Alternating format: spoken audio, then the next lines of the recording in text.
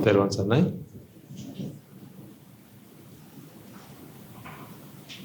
So today is a Poya day. What are you supposed to do on a Poya day?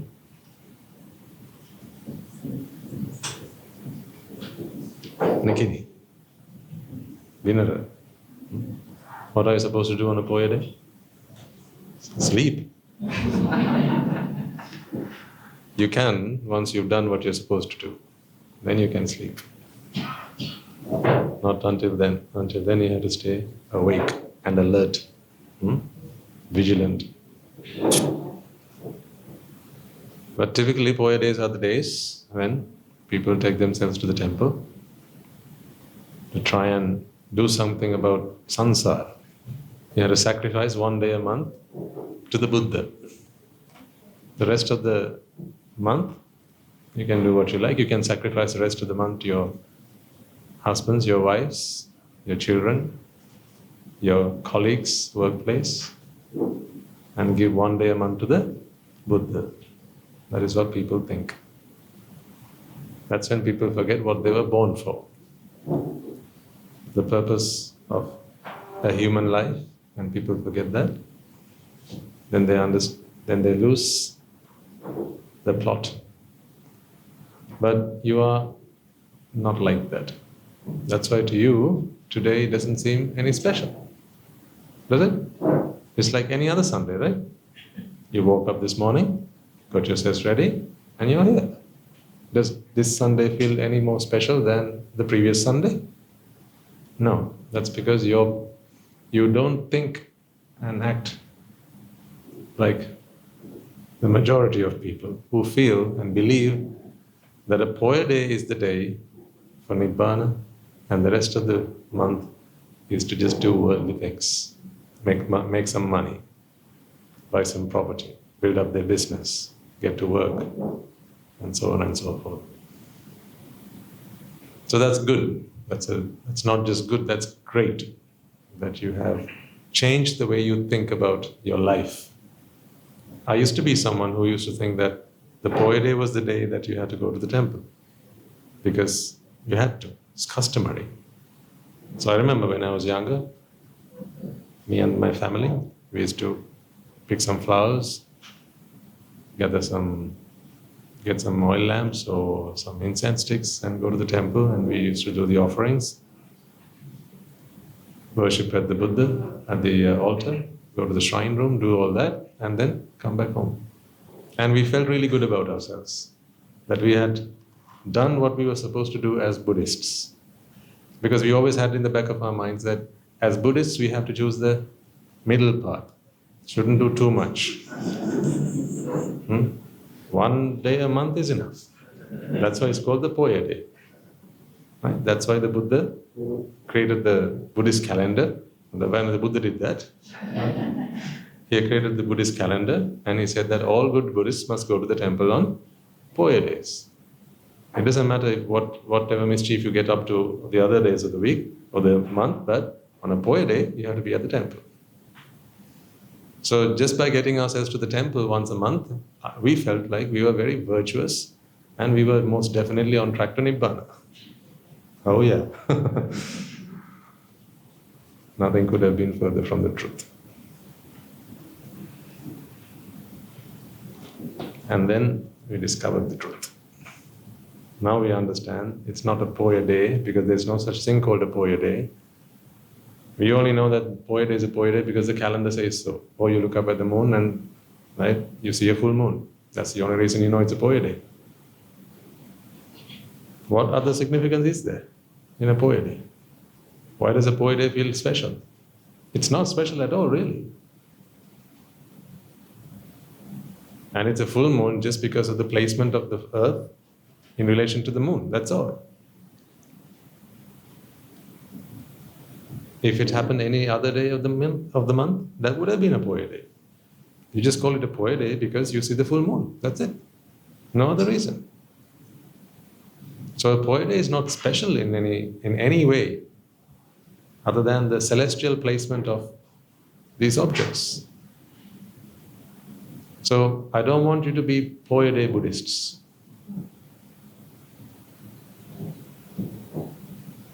I want you to be lifelong Buddhists.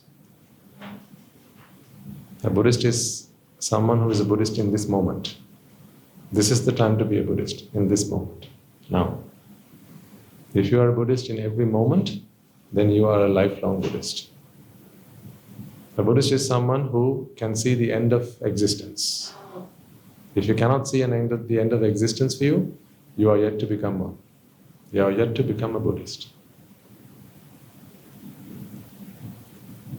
So today is going to be no different to any other Sunday. You're not going to get a special sermon today.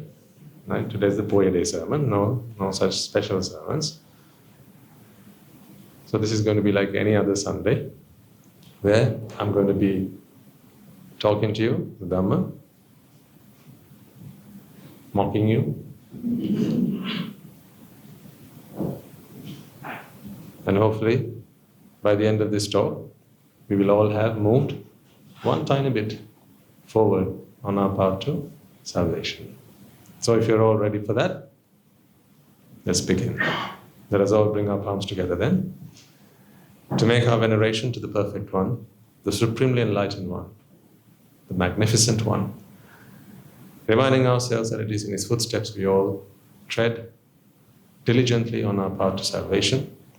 Let us be grateful for the great Master, the great teacher, and all teachers ever since, who have always been so kind and so compassionate towards us, and have shed light and have the beacon of wisdom to all of us. So as we bring our palms together and make this token of veneration and respect, let us also remind ourselves that this is more than a mere mark of respect.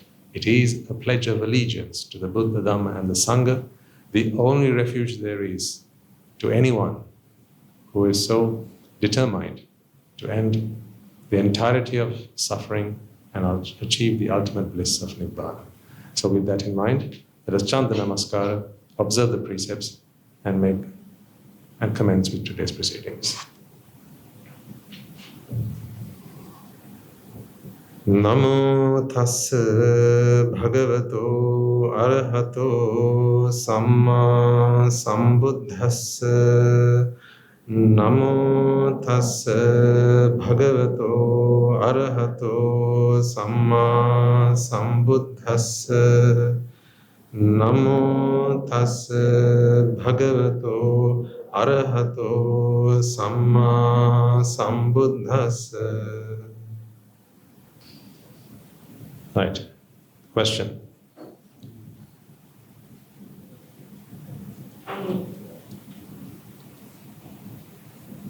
What is this?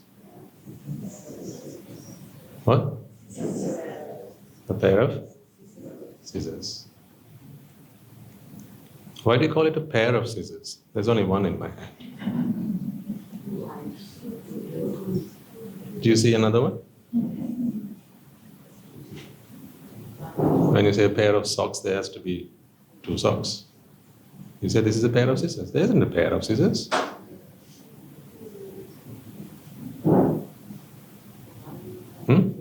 There's only one scissor.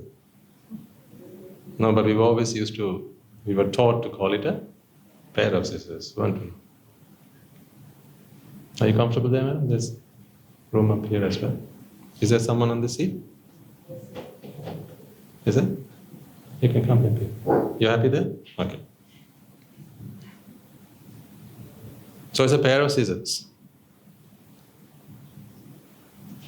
What is there a pair of? Well, you can see that there's a blade. Yeah? This is a blade. How do you know it's a blade? Well, if you're not careful, you can find out. Then there's another blade. But there's more than just a blade. There's a handle attached to the blade, yeah? See? There's a handle attached to the blade. So for all intents and purposes, if you ignore the other, one half of it, this part, and just focus on the horizontal part of the pair, it's actually a blade with a handle, right? In fact, you could call it a knife. What is a knife? It's a blade with a handle. That's why you don't call it just a blade, you don't call it a handle, you call it a knife. So let's go back to the beginning. First there was a blade. Then there was a handle. Then you call it a knife. Then they brought in another knife. Two knives together, you call it a pair of scissors. It's funny, isn't it? How that works. But actually, is there anything more than two blades and two handles here? Is there anything more than that? There isn't really. Well, yes, you have the nut, which keeps the two together, but that's all it does. It keeps the two of these pieces together, right? So if it weren't for that piece, then I could hold the two in both hands, and then you wouldn't call it a pair of scissors. You would just call it two knives. Yes, that's what you'd call it, two knives. And if the handle weren't attached to the blade, now you would just call it two blades, or a blade and a handle.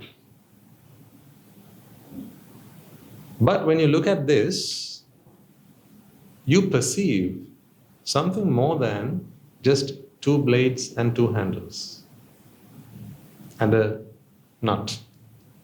You actually perceive that there's a scissor, a pair of scissors in my hand. Once again, I want you to focus on just one half of this. Just think about this one, the blade and the handle. Now, I'm going to hold one half of this steady and move the other one, okay? As you can see me do here.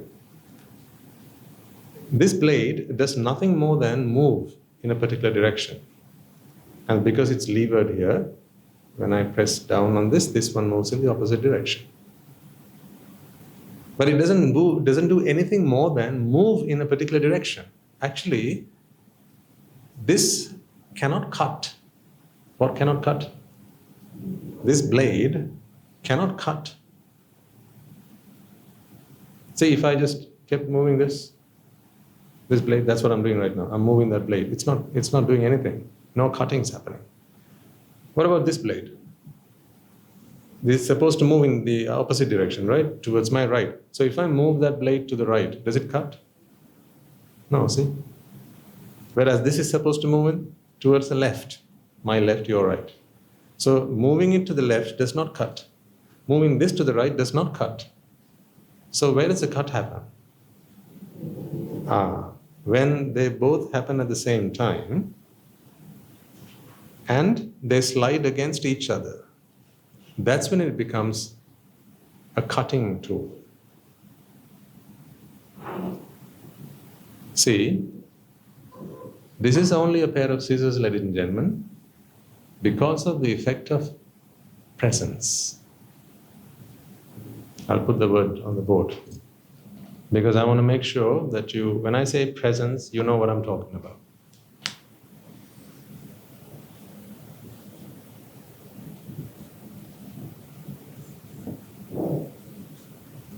This is what I'm talking about.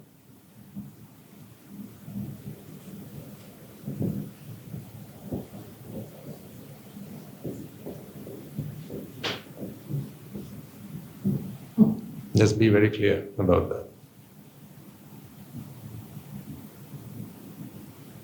Although we have used this word in the classroom, when someone asks, someone calls you, not someone, your teacher calls your name, what do you say? You don't say presence, you say present. But although you use this word, what do you actually mean? You mean to say that your presence is here in this room.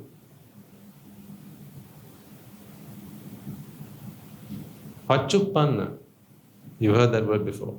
We've talked about this. It has everything to do with this and nothing to do with this. So if you were to think that Pachuppanna, cause and effect, has anything to do with present, then you're mistaken. Because when people think that the Buddha talks about the present, that's due to misinterpretation. they think, well, they're talking about now. Because the present is now. So what they think is it's not about the past. The Buddha does not talk about the past. He says, don't dwell in the past and don't dream about the future. That's what people think. That is due to a misunderstanding. Because the present is temporal. So you have a timeline. Here's the now, here's the past, and here's the future. But you have heard that one of the qualities of the Dhamma is akaliko. Swakhato bhagavata dhammo sandittiko akaliko. Akaliko, people think akaliko means or implies that the Buddha's Dhamma is prevalent at all times. Means it was true in the past, it is true in the present, and it will be true in the future. That's not what akaliko actually means. That is not what akaliko actually means. What akaliko means is, it has nothing to do with time. Not sarvakaliko, akaliko. See, what people say is, it applies to the past, it applies to the future, and it applies to the now, meaning it applies at all times. Akaliko is, time is not a dimension to the Dhamma. So it would be misplaced for us to think that the Buddha's teaching is about something or the Dhamma being applicable at all times. If we stop short at that, I'm not suggesting that it's wrong. It is applicable at all times, that is true, but that is only the very superficial meaning of it. It goes beyond that, ladies and gentlemen. Yes, the Buddha's Dhamma applies today, it applies to the past, it applies to the future, but once again we are trapped in the dimensions of time when we talk about that and think about it in those terms. But think about why you call this a pair of scissors. Think about this for a second. Let's call these two parts the left part and the right part. Okay, the left half and the right half. The left half on its own is a blade with a handle. In other words, a knife. The right half is also a blade with a handle. In other words, a knife. But something almost magical happens when the left half is in the presence of the right half. See? Now it's a pair of scissors.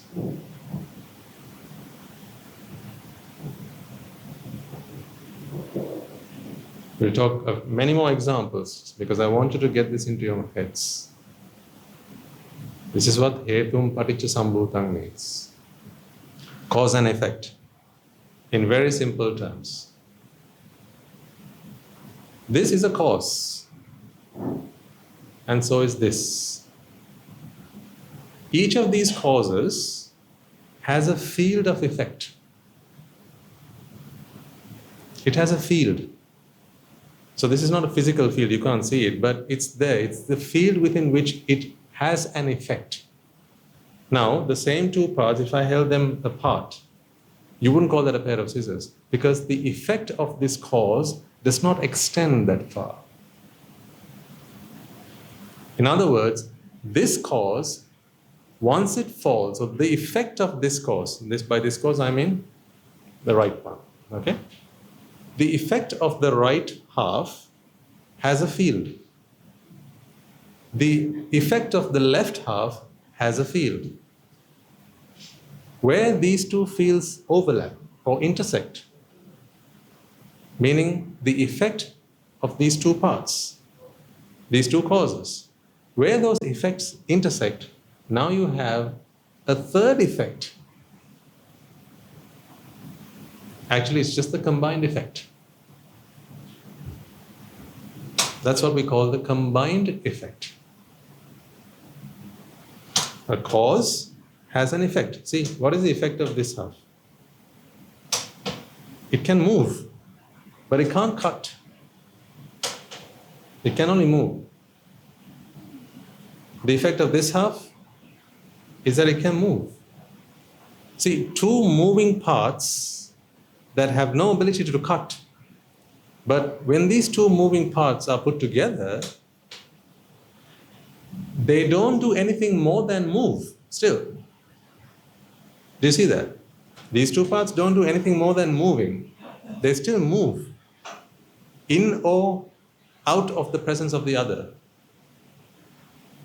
So these two parts are in the presence of the other, right? Are you with me or are you with the electrician?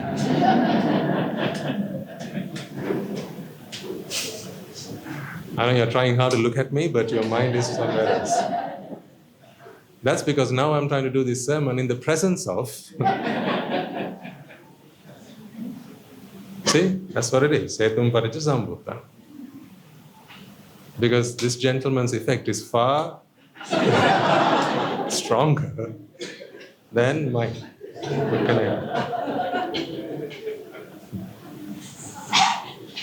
His effect is electrifying.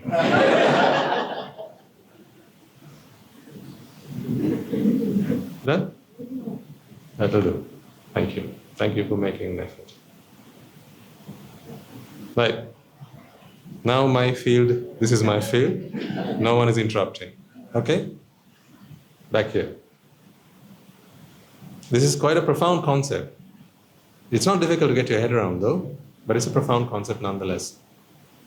If you can understand what I'm about to or trying to explain to you, ladies and gentlemen, you will realize that these entities that you create in your mind are one, only in your mind. Entities. And secondly, entities don't exist in the outside world. Because this is not an entity. There is no such thing called a scissor here. Huh? Is probably what you're thinking right now. There's no such thing called a scissor here. There isn't an object called a scissor here. What is there? What is the scissor? It's the combined effect of these two causes. There isn't a third object here. There are only two objects. For the purpose of our discussion, there are only two objects here. See, there's the right half and the left half. When I bring the two of them together, is there a third part that comes from somewhere? Spontaneously appears from somewhere? No, but see, can't you see that the two of these, in the presence of each other, are able to do something that neither of them can do alone? That's why they say the sum is greater than the parts. Or the sum of the total is greater than the parts. Meaning there's a combined effect. But it's nothing more than the effects. That's what I want to get your head around. So if I were to give you a representation of that, remember this, we'll come back to this again.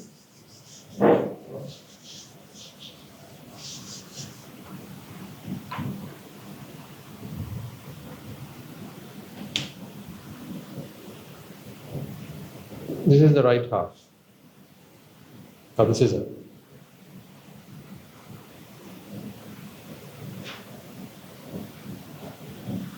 Its field of effect.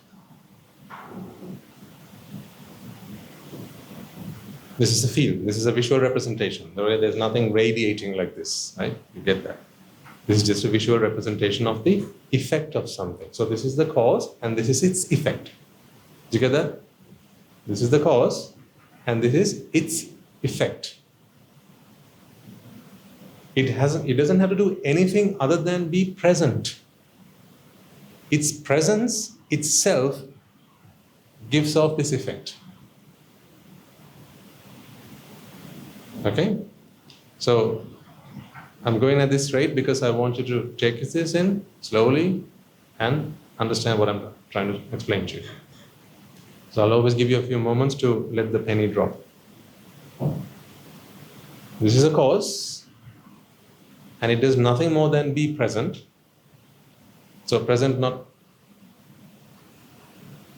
that. this presence.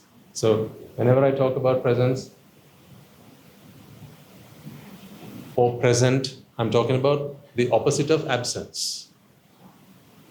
Okay, whenever I say present, I'm talking about the opposite of absence, not the opposite of the past or the future. It's just unfortunate that it's the same word in the dictionary. But you understand why people have confused the whole thing. Because it seems the same word, so people think, okay, so it's the present, not the past, not the future. No, that's not what it is. So this is a cause. Its presence gives off an effect. Got that? Then you have the left part, whose presence also gives off an effect. Presence, that's it. Nothing more than that. It's presence.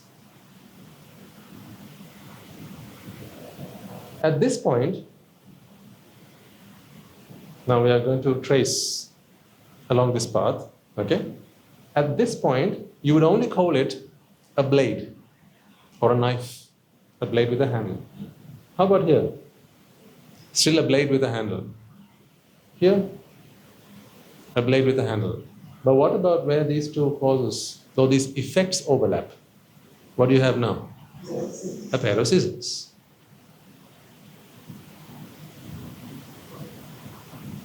But did you see a pair of scissors just walk up to this place?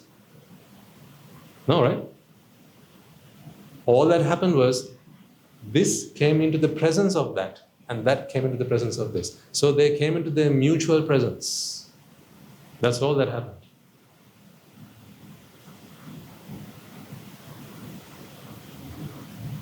They came into each other's presence. So this is an area of mutual presence. And here, ladies and gentlemen, you begin to see an effect that did not manifest here. It was not visible here. You couldn't be observed here, and neither could it be observed here. Because at this point, you only had the effect of this half. At that point, you only had the effect of that half. Whereas at this point, now you have the combined effect or the resultant effect or the aggregate effect. And that effect is neither this nor that, but that effect could not manifest without this and that. So let me ask you a question. This effect here, which one of these two causes can take full credit for it? If either of those two causes could take full credit for it, then that cause would also be a pair of scissors. So you know what I mean by real left and right, right?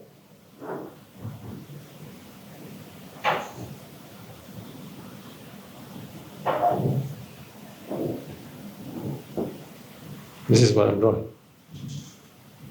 This is the actual pair of scissors. This is what's going on. If the right half could take the full credit, for the pair of scissors, then that itself would be a pair of scissors. Meaning it would have to be able to do what a scissor does. But can it? No. All it does is move.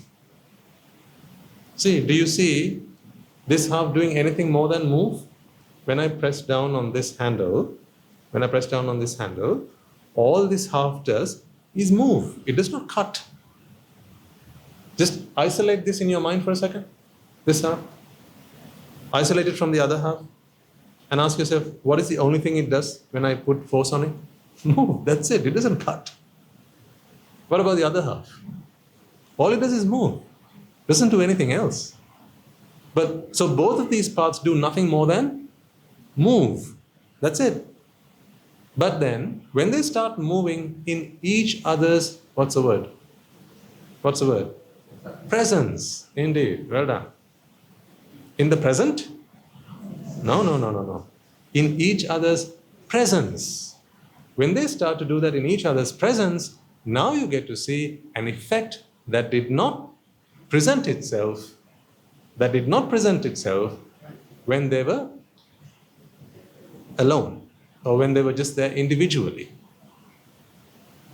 That's why they say, hetu, the effect is phala, okay? But hetu, paticca. Paticca, in the Pali, is where they intersect. See, this is where paticca happens. It's when they combine.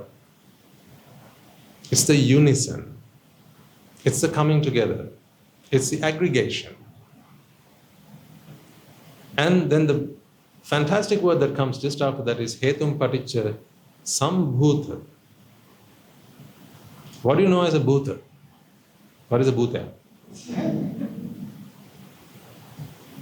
Don't say I live with one, so I'm in the answer. Typically, when you use the word bhutaya in the Sinhalese, in bhutaya is something, it's like an apparition, a ghost that kind of appears from nowhere. It's there one moment, it's gone the next moment. Like you don't see it come or go. That's why people are scared of bhutaya. Like you've seen in movies and that, right? Then all of a sudden, from out of nowhere, it just appears. The bhutaya. And then it disappears. The bhutaya has disappeared. Because you cannot see where it came from and where it goes to, now you can't catch it. You can't do anything with it because that is what you call a bhuta. In the Pali, the same concept is implied here. See, when these two come into each other's presence, did you see a scissor slowly approach this and come into a field of interest? That effect, what is a scissor? What is a pair of scissors other than the effect of cutting? It's an effect. But that effect did not come into the picture from somewhere else. It is not a third thing that came from elsewhere. It was the combined effect of these two causes, each cause in the presence of the other.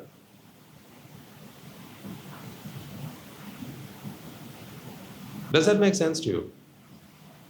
So, then, is this actually a pair of scissors? Answer carefully. Is this object a pair of scissors? In the sense of, what do you mean by a pair of scissors? A scissor is something you can use to cut something. But I have nothing in my hand that I wouldn't have if I had the two parts held together separately or held separately. I have nothing in my hand that I wouldn't have had if I had the two parts held in my two hands separately. It's the same thing I have right now as well. But the only thing is, if I had this in my two hands, their effects wouldn't overlap.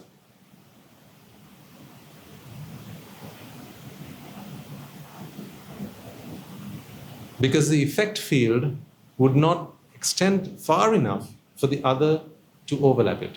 There wouldn't be an intersection of effects. But as we bring the two parts together, now what happens? When they're close enough, the effect of one half overlaps the effect of the other half. So when these two fields overlap, now you have an effect that was not observable when the two of them were separate. See, that is all a pair of scissors is. This is not a separate object. You don't have three objects here, although it feels like you do. There is not a third object here. There is not a right part, left part, and a pair of scissors. Do you agree? There's not a right half, a left half, and a pair of scissors. Is there? No. Let's take another example. Let's take this fan, for instance.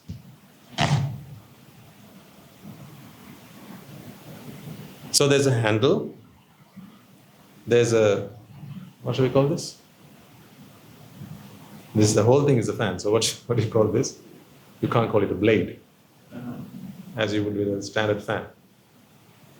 What would you call it? Leaf? What? A what? A wing. Okay. All right, we'll call it a wing. It doesn't matter really. It really doesn't matter.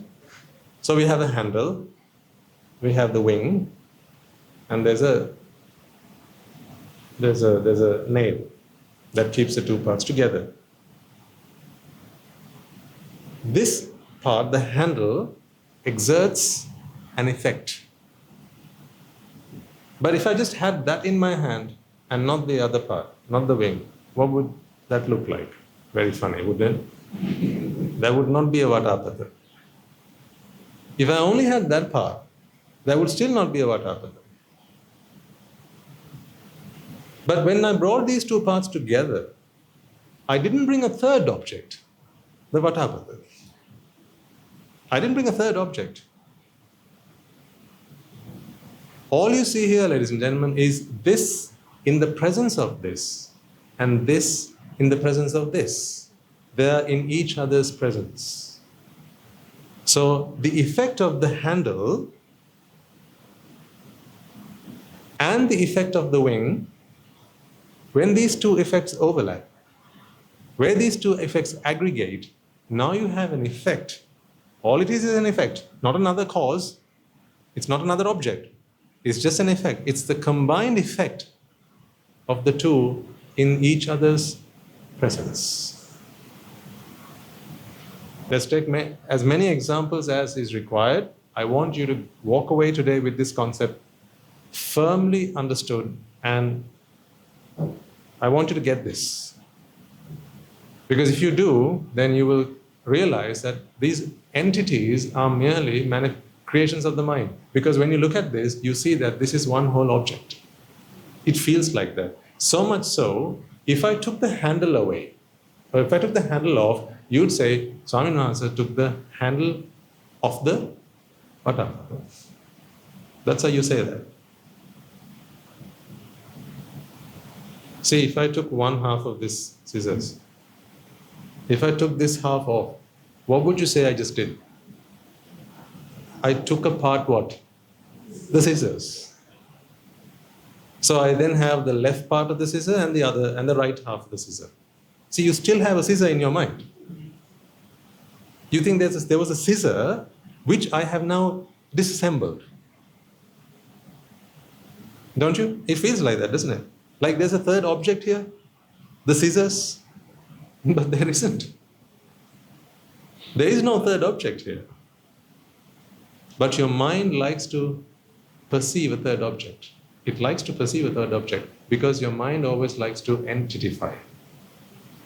It likes to make the whole thing one.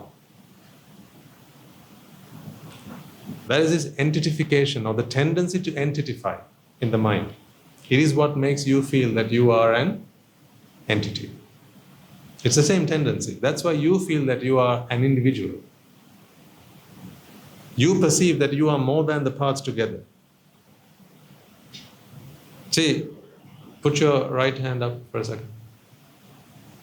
That's not just a right hand, is it? It's my right hand. Okay, what's the other hand then? My left hand. Okay, what's the right foot and the right leg? That's your right leg. And the other one is your left leg, right? And the other parts of the body, they're all yours, apparently. But when you take all these parts out of the whole thing, where's the you to whom all these parts belong?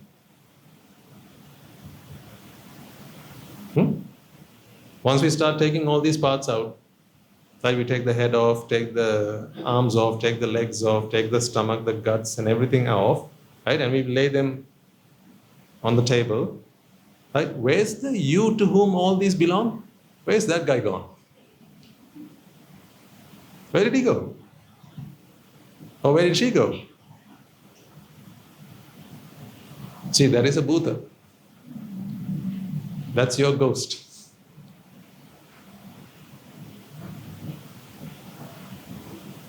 It wasn't there to begin with. But don't you still sense that there is such a thing? This is what the Buddha speaks of. People used to think that this is what the Atma was. They call it the self. The self. See, to whom does this left arm belong? To my self. This is my left arm. So my left arm implies this belongs to this self. But when I say this, again I'm touching my chest. Where's the me? How do I touch the me? Can you touch your me for a second? Don't touch any part of your body. I want you to touch your me. Where is that guy? What about the mind? Is that the me? Then why do you say it's my mind? My body and my mind. What about your feelings? Again, it's my feelings. Don't hurt my feelings. So whose feelings are they? My feelings. Whose mind is it? My mind. Whose body is it? My body. Whose life is it?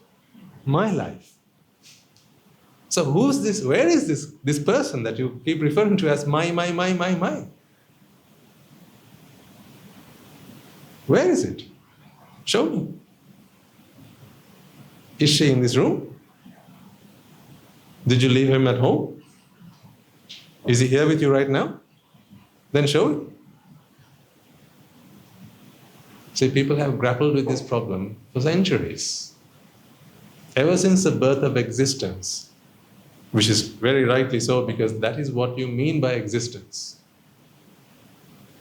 This entity-based thinking, this sense of self. But today we refer it to as the sense of self rather than the self. There's a reason why Swami Namaste makes that distinction. We don't talk much about the self because there is no such thing. However, there is a sense of self, the perception of a self.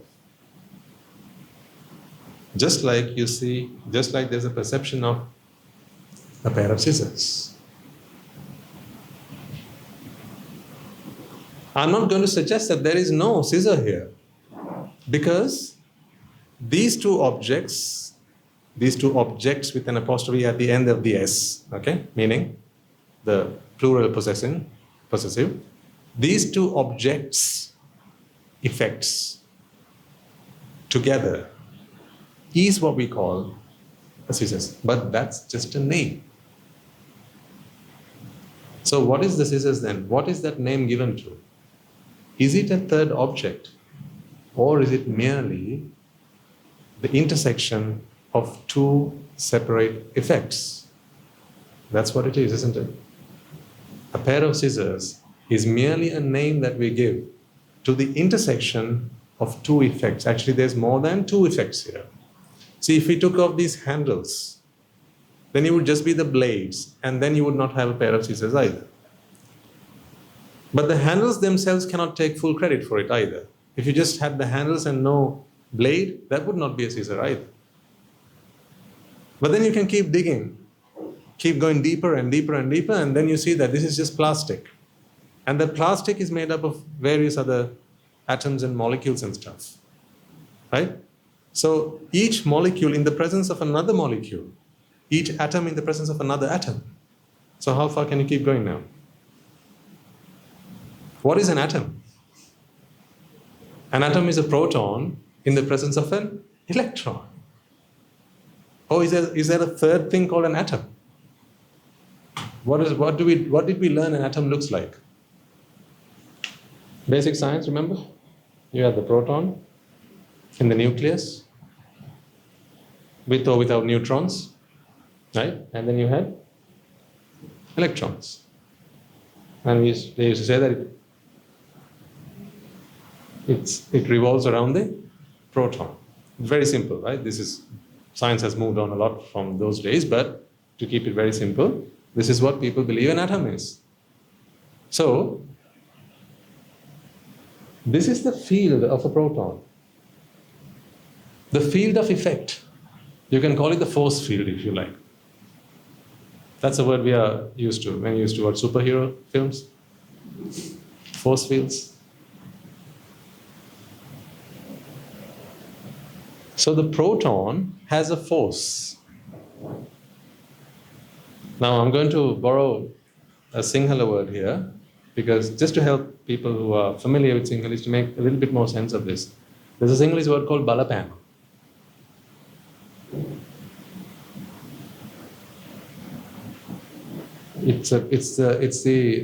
The etymology of that word is balaya and pama. Means to exert balaya, force. This is the field within which the force of this proton can be exerted. That's why if you had an electron down here, you don't say that's part of the atom. That's not part of this atom. That might be part of another atom. Or it just might be a free electron somewhere. This electron also has a force field. And the field of the electron is within the field of the proton. Because these two are in each other's mutual fields, now we call this an atom. But do you see anything more than a proton and an electron? So how many objects are there here? There's one electron, one proton, and one atom, right?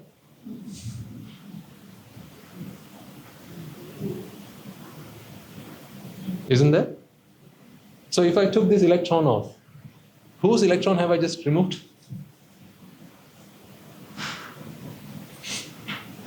Gotcha. If I move this electron out of this field, right? Whose electron have I just removed? Come on, don't be shy now. Whose electron have I just removed? The atom's electron, right? See, so now in your mind there's a third object here. That's what I'm talking about. If I left the electron here and took the proton out, what would you say? Hey, bring back that atom's proton. Bring back my proton. So whose proton have I just removed? The atom's proton. So there's the atom's proton and there's the atom's electron. So there's an electron, there's a proton, and then there's an atom. Where? I ask you. Where's the atom?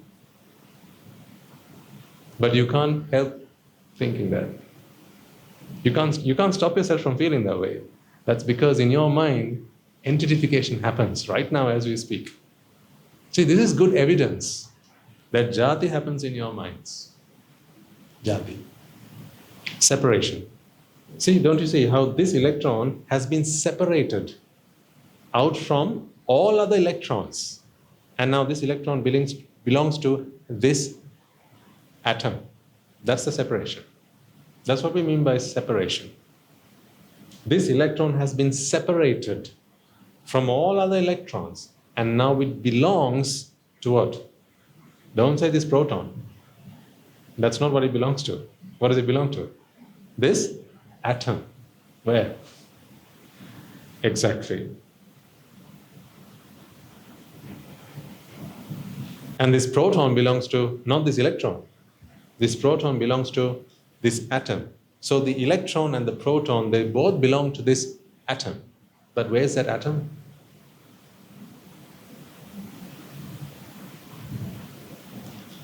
To create an atom, all we did was bring a proton into the presence of an electron.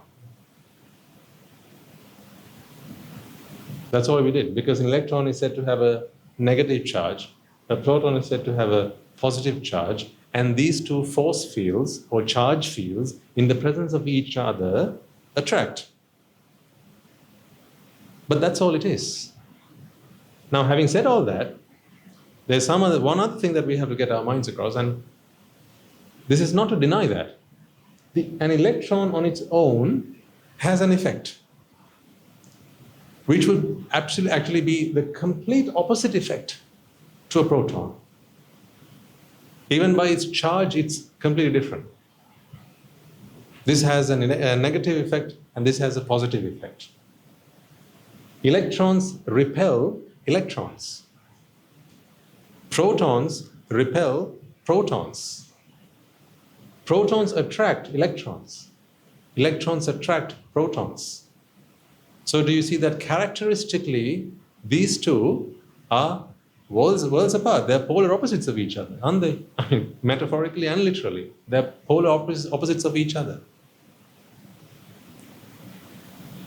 So the effect of an electron is a world's difference to the effect of a proton. But when you bring the two of them together, now you see an effect that was neither present in the electron, nor was it visible in the proton. That combined effect, we can give a name, ladies and gentlemen. Please get that into your heads. It's the combined effect to which we can give a name. And it's fine to give a name, because actually we always give names to effects. Why do you call this a pen? What effect does this pen have? It can write. So typically things that can write we call a pen, a pencil or something. That's why you don't call this a pen, because it does not have the effect of writing. Why do you call a bottle a bottle?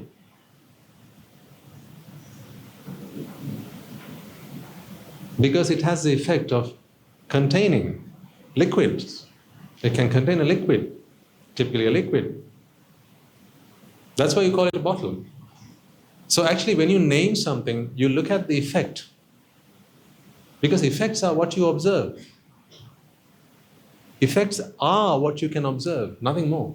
You observe effects. And it's effects to which we like to give names, because effects are what we deal with. So when you want to have a drink of water, instead of calling someone and asking them to bring you something that can hold water, you don't say that, hey, can you please bring me something that can hold water? We have a name for that. That is why it's for convenience. Things that we have created for convenience are called conventions. That's what a convention is. Conventions have been created by man for convenience. Otherwise it would be a mouthful. We call this thing that we are in a building. Just imagine if you had to name all the causes. So I can tell you, next week we have the sermon in this building. Now imagine if you didn't have the words this, or rather next week, sermon, this building. Imagine if you didn't have those words. Instead of saying a week, I'd have to say so much to talk about day, next day, next day, next day, and next day, next day, and next day. I'd have to say that 7 times over, wouldn't I? Is that convenient or inconvenient? Hugely inconvenient. So what do? We come up with a convention and call it a week. Now, if you didn't have the word next,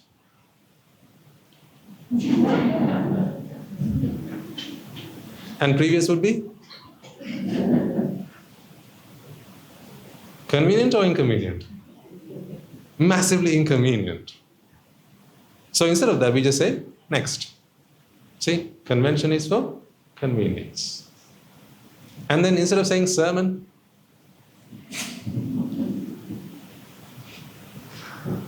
how much would I have to say? I mean, I'd have to give a sermon just to describe what a sermon was, right?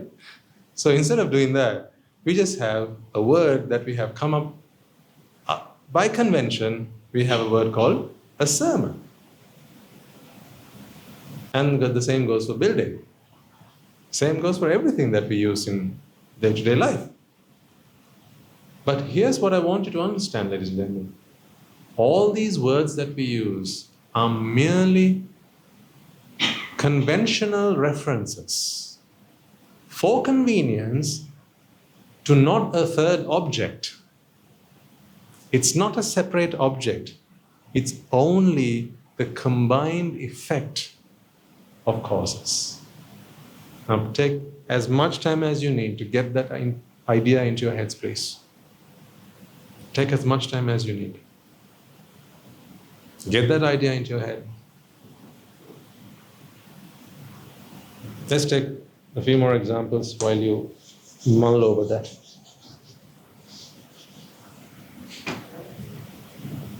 Is this making sense? Yes? Yes, this way, no, this way. See, that's also a convention. That's also a convention. See, that's why I have to tell you, yes, this way, and no, this way. I could have done the other way. I could have said, yes, yes, this way, and no, this way. I could have done that. Because it's a convention. So conventions we can change at our convenience. There you go. Because they're conventions, they're not absolutisms. They're not absolute truths. They're conventional truths. Right, let's take another example.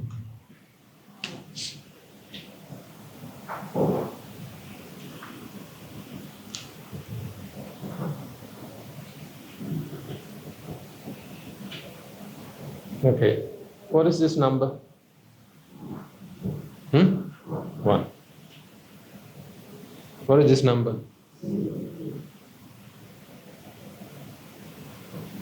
What is this number? Okay, let's label it. That's 1, right? And the other one I drew was? A 0. What is it? What is this? What is this? What is this? What is this now? Come on. Why do you just call it a 10? It was a 1 and a 0. What just happened? They came into each other's presence. See, wasn't 0 present here? It was. But nothing else was in its presence. That's why paticca didn't happen. Hetu was there. Paticca didn't happen. Therefore, no sambhuta. No manifestations. That's why the word manifestation is so fitting. It's not another entity. It's not another thing. It's merely a manifestation. Wasn't 1 there all the time? So the effect of 1 was always there. And so was the effect of a 0. Is it? Okay. There's a request for me to use a black pen. Why? What effect is not being manifested? Sight.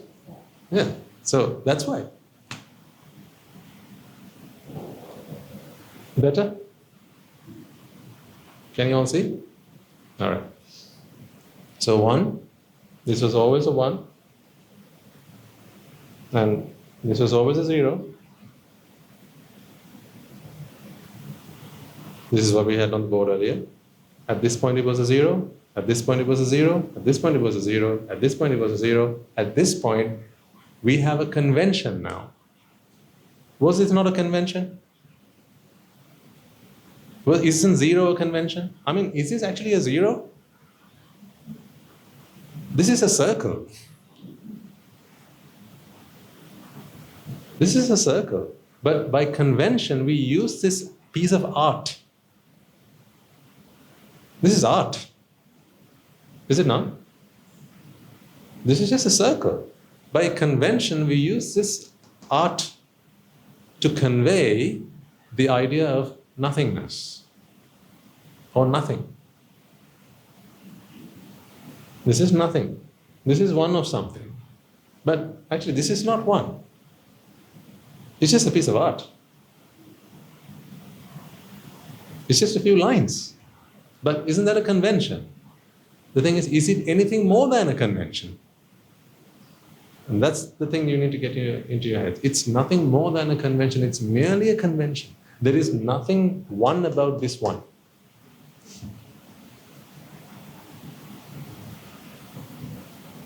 There's nothing one about this one, and there's nothing. See, how can this be zero? It's there. You didn't get that, did you? Is there nothing here? Is there nothing here? There is, right? Then how can it be zero? Oh, come on. Is there nothing here? I mean, there's nothing here, yes. Here there's nothing, but isn't there something here? There is. Then how can that be zero? Because what is zero after all? Nothing. But is there nothing here? There is, isn't there? So how can it be zero? That's my point. What is zero about zero? There's nothing zero about zero. Then what is one about one? There's nothing one about one. Then what should two be? It should be two of something. But no, what do we do for two? That. If this is two, where's the second one? If this is two, where's the second one? There's only one. Hello? What's this now? Where? Show me three. There's only one. You get my point? That's why they're called conventions. In an absolute world, it makes absolutely no sense. That's why they're called conventions. See, there is nothing of three here. So, you kept calling this a one and that a zero, and at one point, this fitted a convention that you have, that you hold. And that convention is 10. What if we did this though?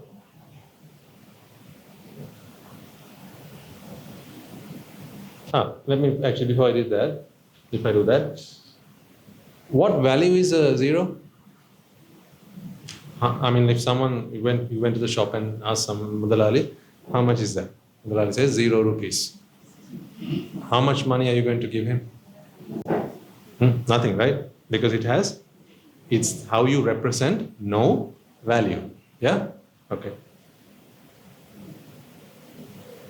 But once you put it here,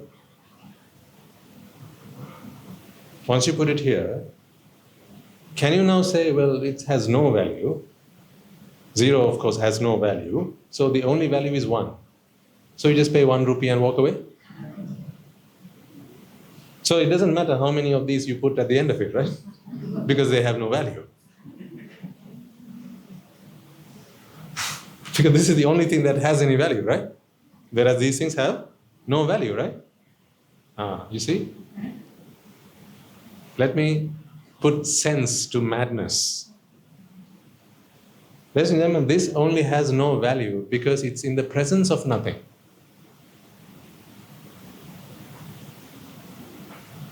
This has no value because there's nothing on the right side of it. You could put things on the other side,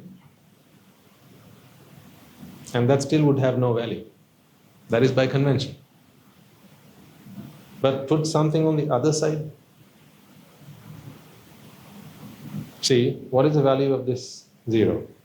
Now, this is the ones, tens, 100, 1,000, 10,000, 100,000.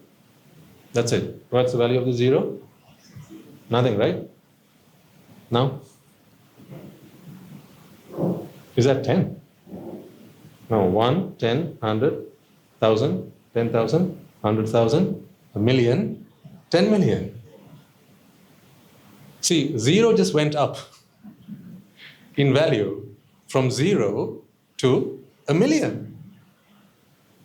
Did I get it right? Okay. See, how many orders of magnitude did it just go up by? Just it did nothing. This digit did nothing at all. All we did was we brought something else into its, what's the magic word? presence. That's what paticca means. Hetu paticca. And what happens is something almost magical. Sambhuta, like a ghost, out of nowhere. You didn't see a million just creep in. Because the value of the zero is now a million. It's in the millionth place, isn't it? Of this number. But you didn't see a million just creep into the room. What if I had a 1 here again? Without any of this, that's in the ones place. But the moment I put these things in here, now again it's a millions place. How is that possible? Without making any change to this number, how is that possible? Because it's possible because nothing actually has any value. Its value is only determined by the totality of presence. Do you now see how big a role presence has to do with everything? Then how can we undermine that to just say present and make it temporal? It loses its whole meaning, it loses its significance massively. We're talking about presence, ladies and gentlemen, presence. Let's take a couple more examples.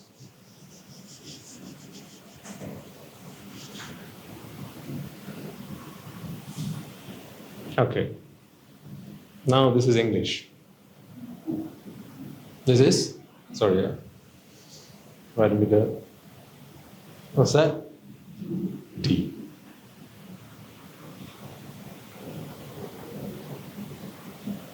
What's that? What's that? G. This is D, this is O, and this is G.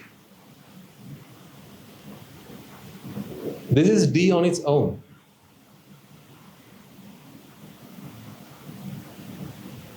Uninterfered by any other presence. And this is O on its own. And this is G on its own. But how do you play Scrabble? Except you bring them into the presence of each other. All you have to do is make no change to the position of D and G. Just shift O a few spaces up. And now you have something far more and very different to what D, O, and G did individually and on their own. It's no longer just D, O, and G. See, you could call people, hey, D. O. Hey, G. You can call people that, but try that.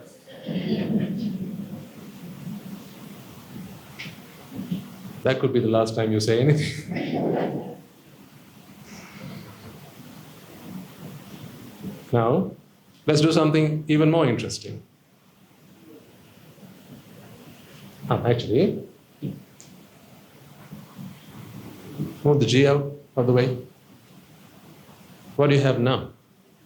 Do.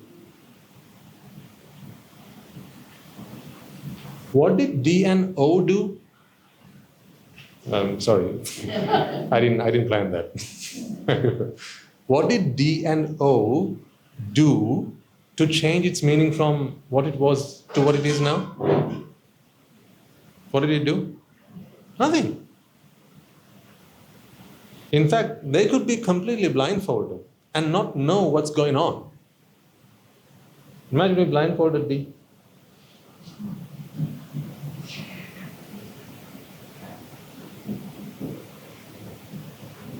We have blindfolded D and O. Okay? G was first there.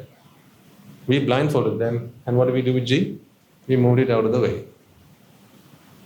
These two guys are thinking, hey, we are part of the dog.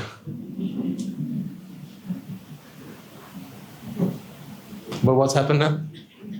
They're no longer, right? Unbeknown to them, something that was in their effect, their field of effect, has just moved out out of the way. So then, was there a dog? Not a real dog. Was there the word dog there in the first place, or was there merely the aggregation of D's effect, O's effect, and G's effect? That's all it was. And their position. And their position. That is also an effect.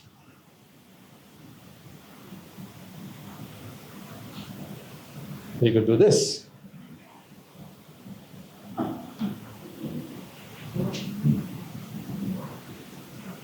Do you know what was going on? See, D is feeling really down. I always get used to make these words like dog. Come on, when is someone actually going to give me my rightful place? And there are so many words I could be part of. So many other words I could be part of. Why do they always use me to make these like dog words and animal words? For once, why wouldn't they? And he goes on complaining and moaning and griping about it. Unbeknown to him, what have we done? Moved the O and the G onto the other side, and now he's part of God.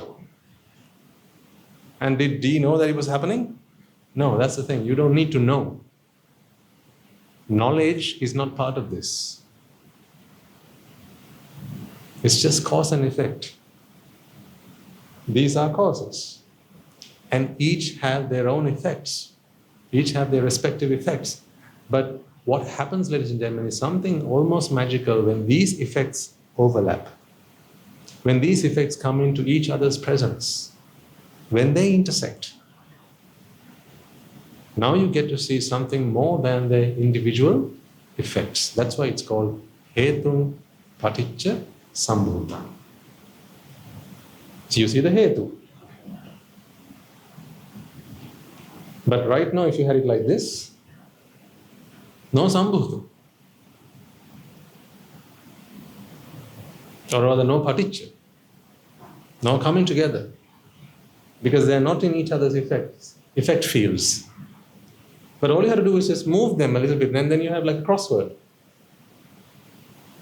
That's how you do crosswords. Now they're in each other's effect fields. So is there a third dog here? As in other than the G, the O, and the D, there's also a word. Is there such a thing here? There's the letter G, there's a letter O, there's a letter D, and then there's a word. What things can you see on the board? 1, letter G. 1 times O, 1 times D, and 1 times G-O-D. So we have 4 items here. But then why do you, when I rub this D off, why do you say, hey, bring back the D of my God?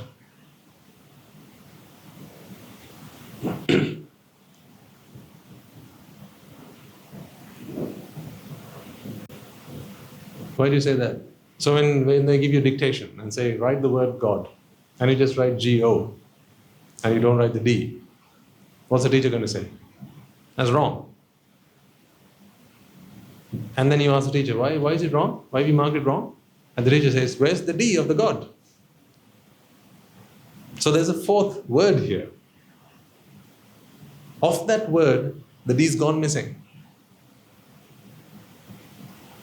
So, which letter can take credit for the word? Is it the D? Is it the O? Is it the G? So if none of those letters can take credit for it, then do they not have to be part of it? Do they not have to take part? That's the thing. It's none of them and all of them. It's none of them, yet it's all of them. Let me give you another example. I hope all these giving you examples are not going to be in vain, right? You have to understand, and then there will be homework to do. Now we have a riddle today. Yes, I'll come to that.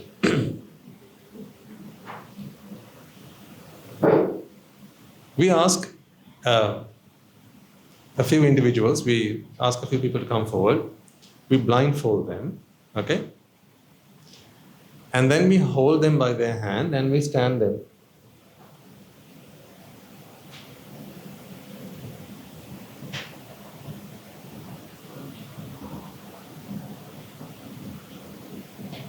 Is it at least almost like a circle?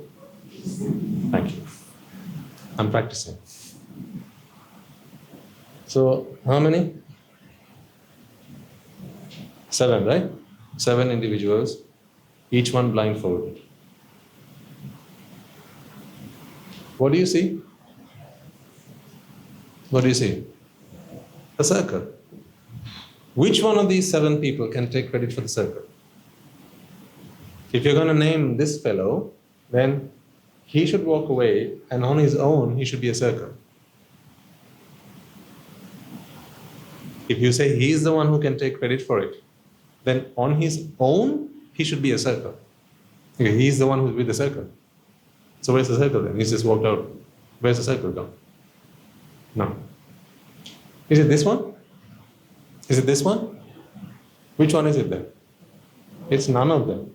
Yet, all of them. What do you mean by all of them? Exactly. See, what does this guy do other than being present? What's the answer? He's blindfolded, remember? He cannot do anything more than just stand there like a scarecrow, because that's all we've done and that's all we've allowed him to do. He can't move around, he can't do anything, he can't hold hands, nothing. That's why I say blindfolded in this example. Meaning he doesn't know what's going on. But we brought him here and we said, hey, just stand there and do nothing. So what is his contribution? The word is presence. Presence is his contribution. Once again, presence is his contribution. What about his contribution? What about her contribution? What about her contribution? And his contribution? So, what do they all contribute? What's the word? Presence. Presence is what they contribute. Their presence. What makes this a sermon? Me or you? All of us. Because to make this a sermon, there has to be the presence of 2 things. There has to be the presence of 2 things. There has to be an audience and there has to be a speaker. The audience alone does not make a sermon. But what if no one was interested in listening to what I had to say? I just come here and sit down and start speaking. That would not be a sermon. That would be just a crazy man just talking to himself. So what do you do other than be present? Actually, I have been thinking about that lately.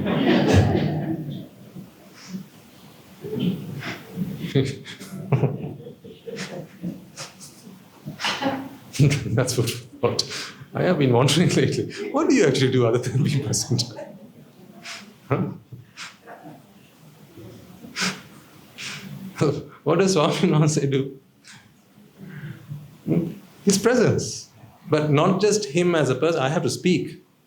The presence of a speaker, not just the presence of a person. If I just came and sat here and didn't speak a word, that wouldn't make this an odd. That wouldn't make this a sermon. Would it? So the presence of a speaker is all that is required. Does a speaker have to speak?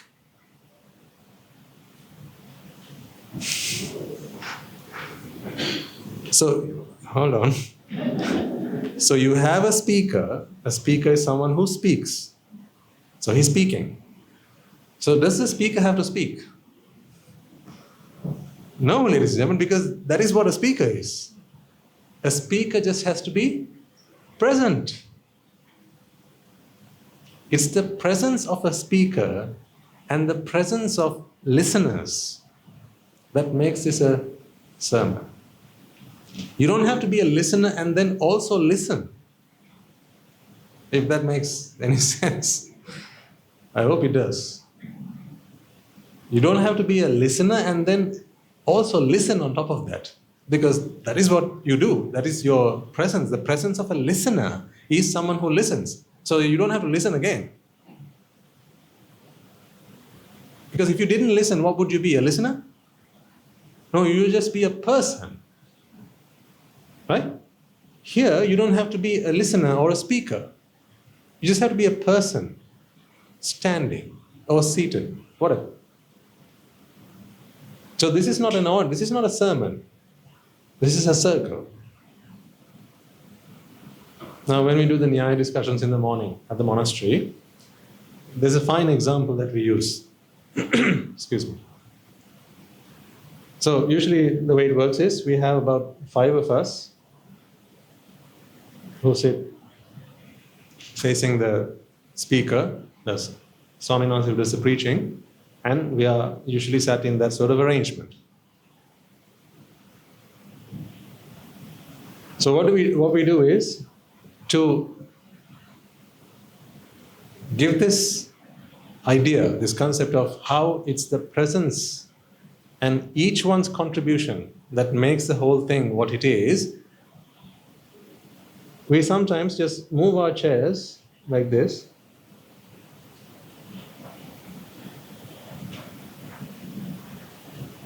Sorry, I drew it very small. I don't know if you can see from the back. You can't, can you?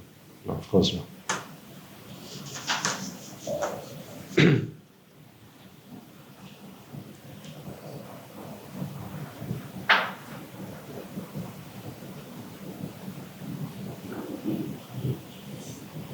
Can you see that? Okay. So we usually have 5 Swaminathanses or Anagarikas and 1 person doing the speaking. In this arrangement, who's the preacher? This is the preacher. And these are all listeners. So just to give this idea that this is only a convention and each one's contribution is important here, what we sometimes do is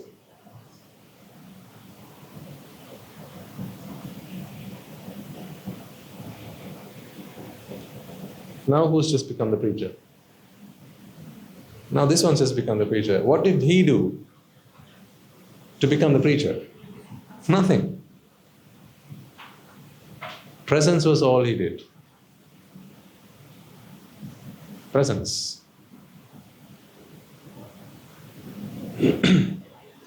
They were also present, but present in this mode. Presence in this place. So this becomes a discussion because there's a contribution from here, there's a contribution from here, here, here, here, and here. Each of these are contributions. So actually, this is where this becomes a sermon. This is only a representation. What I'm actually saying is, it's the combined contribution. See, these are all hetu, causes, hetu. They're all effects.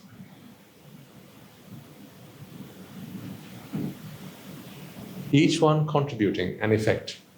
This also is an effect. This itself is an effect. So this is also hetu pada. Excuse me. This is a cause and effect. This is a cause and effect. This is a cause and effect. How is that? Is this a cause and effect, or is it just a cause? That's interesting, isn't it? Is it just a cause or a cause and effect? What is the cause? Yes. What's the cause? This is the cause. What's the effect? Its presence. Its presence is the effect. So when this happens, we say someone's present. That is the effect.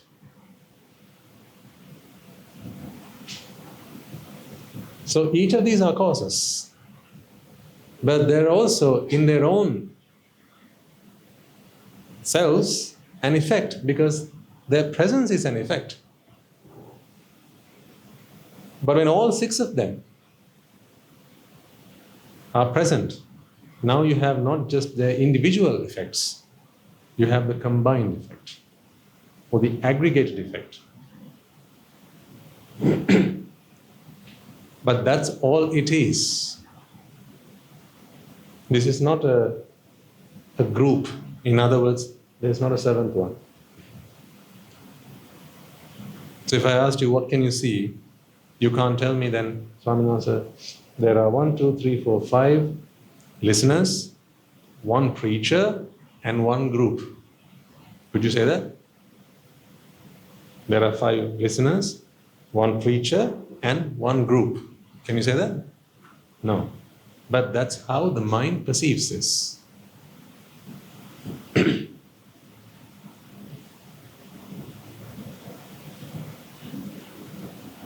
But with or without perception, now I said that's how the mind perceives this, right? But let's imagine there were no minds in this world.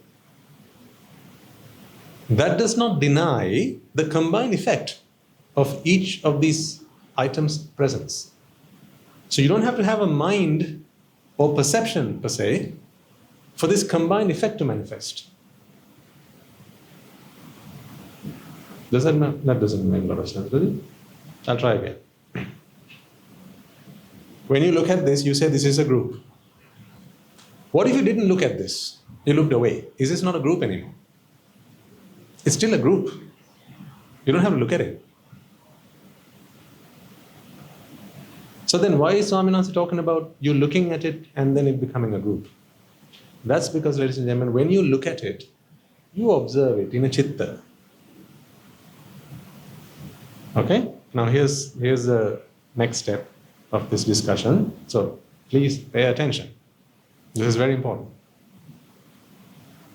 With or without your observation, this is still going on. Water is water, whether you look at it or not. What is water?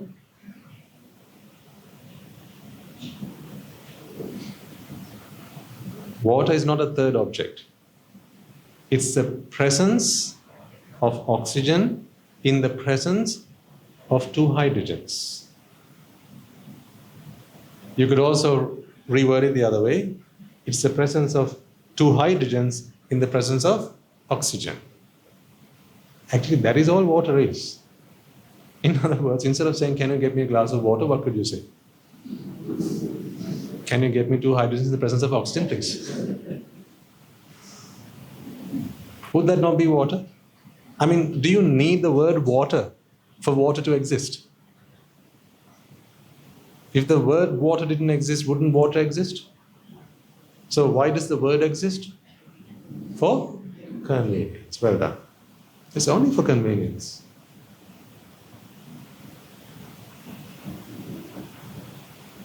But water isn't water really. In other words, there's not a third element, a separate entity, another object called water.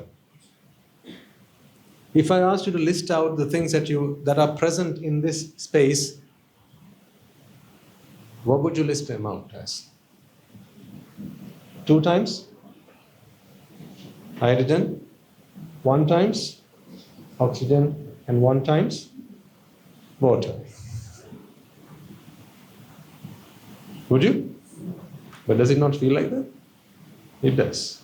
That's why if I took now see, when I used to do chemistry, we used to talk about this. Like when you used to do hydrolysis.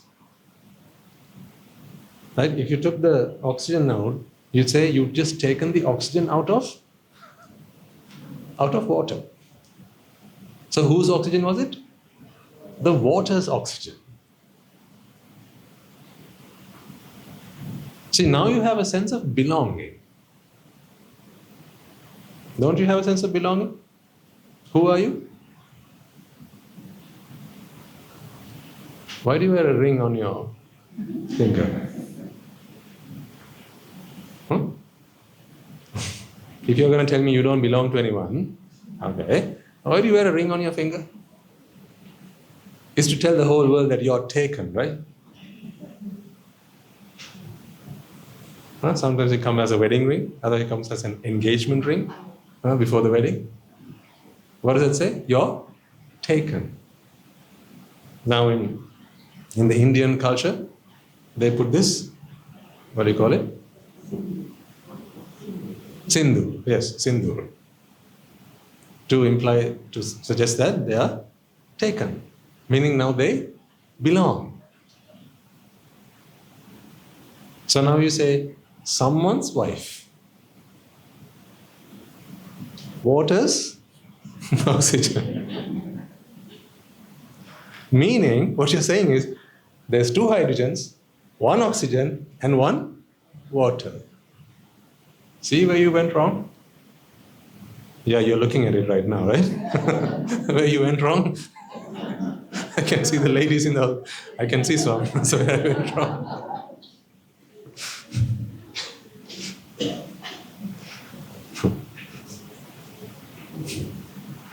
That's where it went wrong. Oh, yes. In more ways than one, Swami knows. That's all right, gents, I'm on your side. I'll give you a few examples for you as well later on. Right? We like to keep it fair and square in this audience. Huh? So who's oxygen again? The water's oxygen. Who's hydrogen? The water's hydrogen. Your son? My son. Your daughter? My daughter. Water's oxygen. What are you talking about?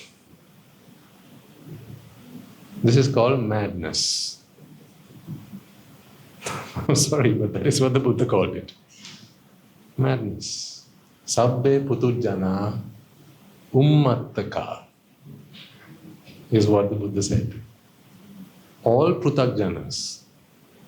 Not you, okay? A prutagjana is someone who has not comprehended the reality of anicca, dukkha and anatta. He's a prutagjana, simple as that. Simple as that. If you have not understood the concept of anicca, dukkha and anatta, not just understood, you have not comprehended, if it hasn't become part of your operating system, the way you think, the way you perceive. If you have not comprehended anicca, dukkha and anatta, the Buddha calls such individuals a prutagjana. Sabbe putujjana means all prutagjanas. Ummattaka, what is ummattaka? What is ummattaka? Insane. Yeah, all prutagjanas are insane. Whose water is this? Whose water is this? Sorry. Whose oxygen is this? The water's oxygen. If that's not insanity, then what is? Because when you say that this is the water's oxygen, what you're saying is there's a fourth element here. There's hydrogen, there's oxygen, and then there's water. So it's of that water, or it's to that water this oxygen belongs and this hydrogen belongs. Now you have a sense of belonging. That is because of separation. See, this is what we mean by separation. This oxygen has been separated from all oxygen and now it belongs to this water molecule. It has been separated. Do you see what Guru Hamdana always talks about separation? This is what is meant by that. This hydrogen has been separated. It's no longer a free hydrogen. It's not a free hydrogen anymore. It's this water's hydrogen. But actually that's not what's going on here. This hydrogen doesn't belong to this water molecule. This oxygen doesn't belong to this water molecule. All that's going on here, ladies and gentlemen, is they are present in their own right. That's it. And by being present, they contribute. What do they contribute? What do they contribute? Their presence. That's what they contribute. Nothing more. They contribute their presence. Just imagine if we wanted to get 10 people.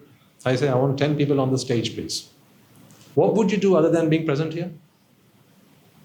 You'd come up on stage, right? And by the time once we've counted 10, we say, yeah, that's enough. So each of those 10 people have done what? Be present. That is their contribution.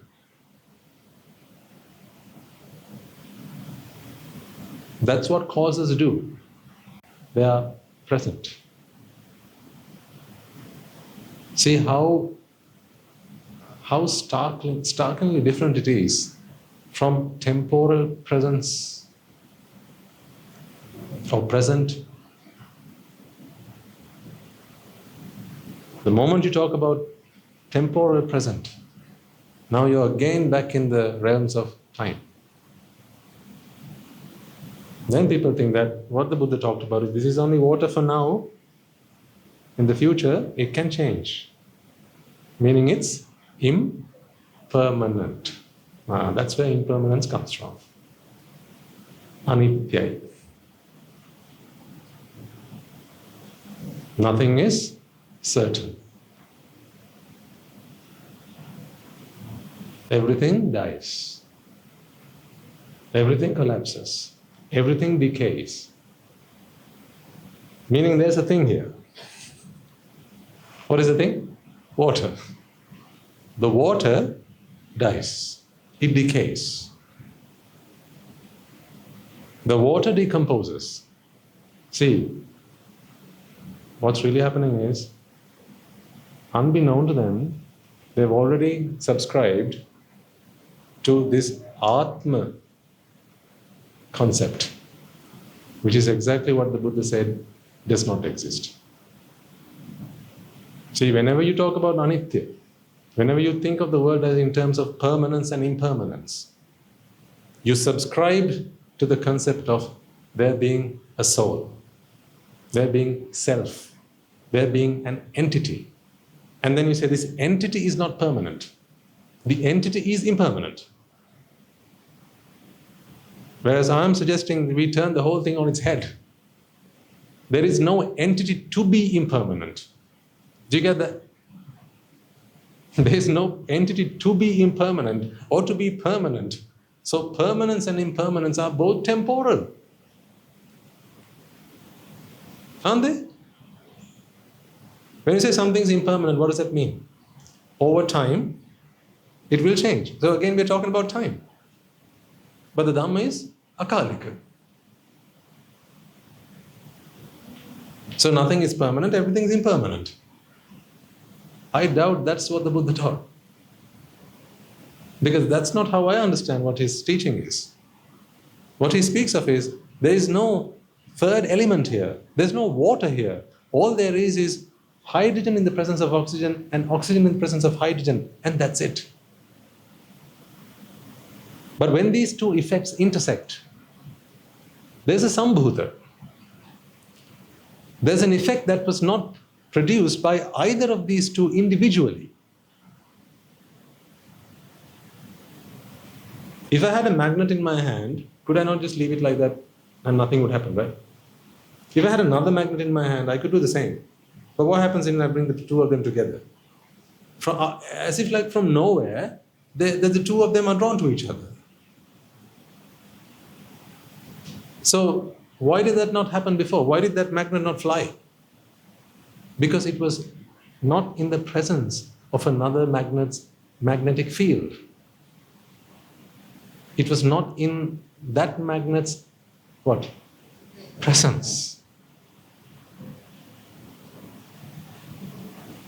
And the other magnet was not in this magnet's presence. So how did that attraction force come into being? Presence. Each other's presence, mutual presence. Is that impermanent or permanent? Like what? Is what you would have to ask me. So I mean, it makes no sense to even ask the question whether it's permanent or impermanent. So I tell you, is water permanent or impermanent? Is water this one? One water, two hydrogens, one oxygen and one water, right? That water, is it permanent or impermanent? I ask you now. I'm not talking about the hydrogens, I'm not talking about the oxygen, I'm talking about the water. That third guy? Is that third guy, is he permanent or impermanent?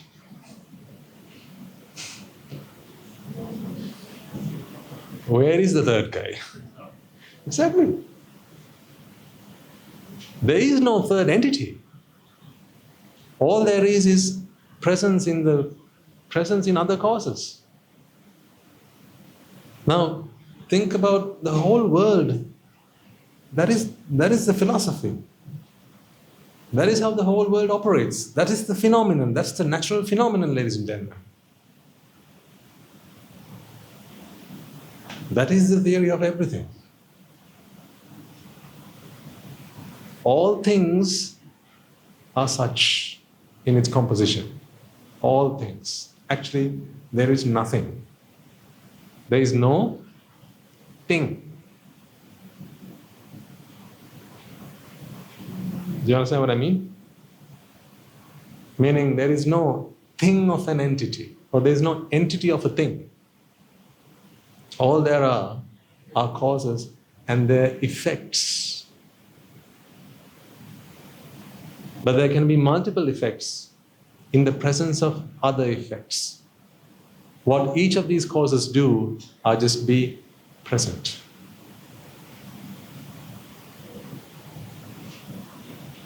I'll give you another example. I'm giving you plenty of examples because I want you to really understand this concept. Because if you understand this concept, you can walk away home today having understood, hey, I realize now that there are no entities in this world, but I still sense them. So that must be a problem with me. That's okay.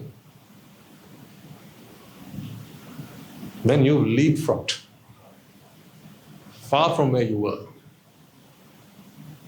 That's a huge leap forward. If you've understood that, ladies and gentlemen, from here on in, what you have to do is just continue to practice that. See, let's see what anicca, dukkha and anatta is. Now, what do we have to do? Example first? Let's do the example first. How are we doing for time? Oh dear. Right. I'll give you an example. Give me a show of hands if you're there in yesterday's sermon. Okay, so I'll borrow an example from yesterday's sermon.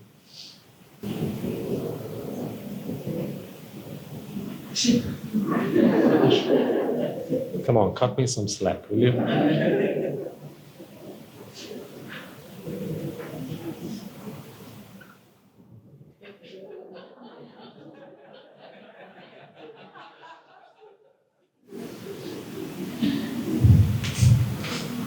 What is that? Thank you. Was it not obvious? It's obvious. It's a table. It's obviously a table. What are you talking about? It's a table. There's never been a better table than that. One lady was so annoyed by my drawing, she left the room.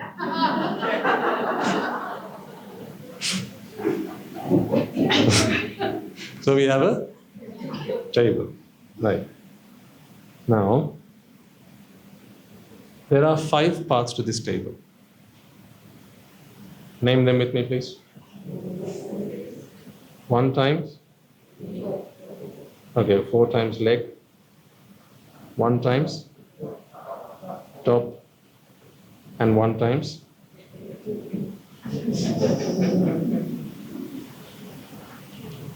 4 items of leg, 1 item of top, and 1 item of table. You can't say no, because if I took that leg off, you'll ask me the question, where are you walking away with that table's leg? You'd ask me that question. Hey, bring that back. That's this table's leg. And then this leg is also the table's leg. This one is also the table's leg. This is also the table's leg. And this is the table's top. So they all belong to the table. So that must also be here then, right? Surely. It's not here or anywhere else. It's not behind the board, right? So it has to be here. This is what we have labeled as the table. Now,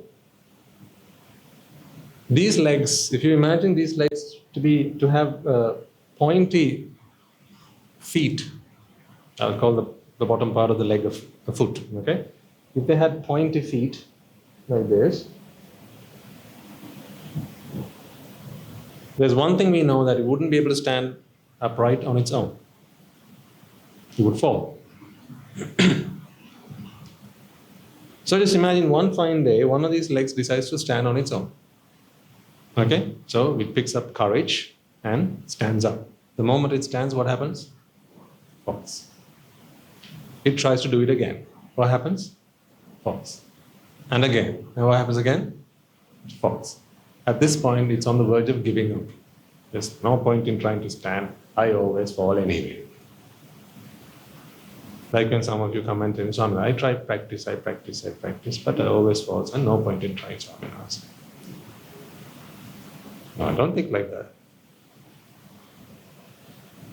Then another leg comes along. Another leg comes along, and that leg also tries to stand, on its own though. And then it falls. So this first leg looks at what the second leg is trying to do and says, hey, mister, don't bother. Don't bother. You say, why? I've tried. Doesn't work. He says, no, don't say like that. Let me give it a try. And so he tries to stand up again. And what happens? Sure as hell, falls.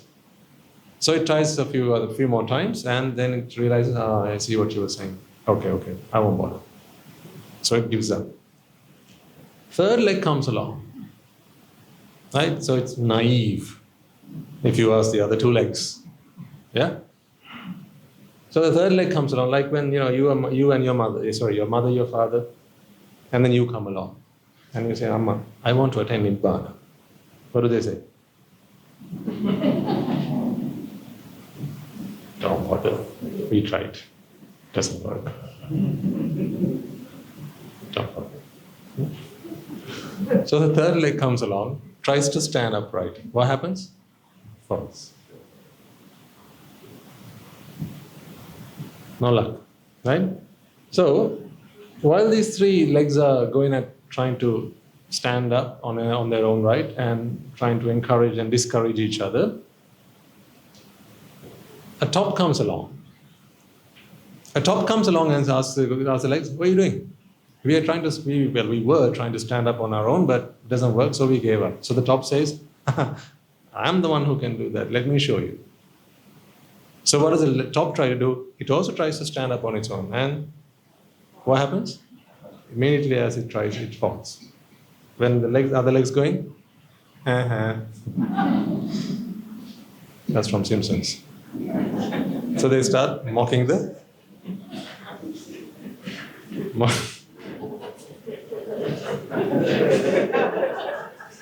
they start mocking the top.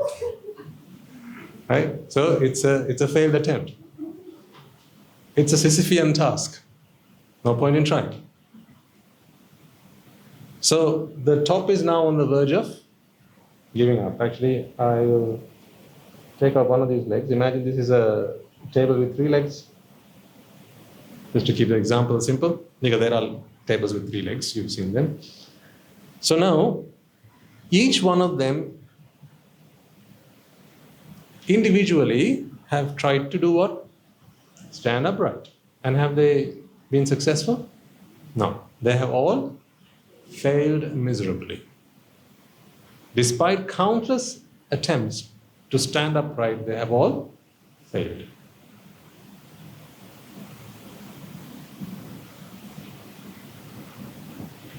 So they've decided there's no point in trying to do this. We can't stand upright. It's never going to happen. This leg, and this leg, they are present. They do nothing more than being present. The top, again, does nothing more than be present. But all of a sudden, here's what happens. Someone comes and puts this top on top of these 3 legs. When this person tries to do that, say you come along and you try to do this. Okay? Try as in you actually do this. What do? you take the top and you place the legs equidistant, and then you place it on top of them. What would the legs be saying to you at that point? That's what the legs would be saying to you. Hey, mister, we tried. Don't waste your time. You can't stand us upright. You can't, don't bother. You can't stand us upright. We've tried. Not just one of us. All four of us have tried. When I was alone by myself, I tried. It didn't work. But then I thought, well, let the second one come along, and then I tried. No, didn't work. And then the third guy comes along. He also tried. He also didn't work. Didn't work. All three of us tried at once. Still didn't work. So, hey, don't bother, man. This is what they would say to you. And the top would also pitch in saying, yeah, I have to agree with these three guys. Right? When they were trying, I came along. I also tried to do it, and it just doesn't work. So you just turn a blind eye. You just shut yourself off from all this nonsense. And what you do is, you put the top on top of one of the legs, not all three. You put it on top of one of the legs. And what happens? Just as this leg warned you, the whole thing collapses. And so what is the leg and the top going to tell you? They're going to mock you and ridicule you and say, I told you so. Just give up, man. Don't waste your time. So what you do then is, you do the same but with two legs. You don't give up. And then what happens? Again, the whole thing collapses. So again, you become the laughing stock. But then you think, right, I'll just try one more thing. Not sure whether it's going to work, but I'll try one more thing. And what you do then is you bring the third leg, and then you put the top on the top of it, and then voila! As if like magic. The whole thing is upstanding. Who's going to be surprised now? All four of them. Because you got this leg to do nothing more than be present. That's the funny thing. You haven't asked this leg to do anything more than it did when it first tried to stand up on its own. Maybe bear a little bit of the weight of the table, or the top rather, but you tried that before and it failed. See? You're not going to ask, and you haven't asked the second leg or the third leg to do anything more than what you had tried them to do or asked them to do previously. And the whole attempt was a miserable failure. It wasn't successful. That's why they laughed at you, mocked you, and suggested you should just give up, don't bother. But how come, ladies and gentlemen, that once you place these three legs equidistant and place the top on top of that, now the whole thing is just beautifully standing up like a table? What's happened? Presence. That's the magic word. Presence. They are now in each other's presence. See, for this miracle of a feet to manifest, what's the word? Manifest. Not a table to come into the picture.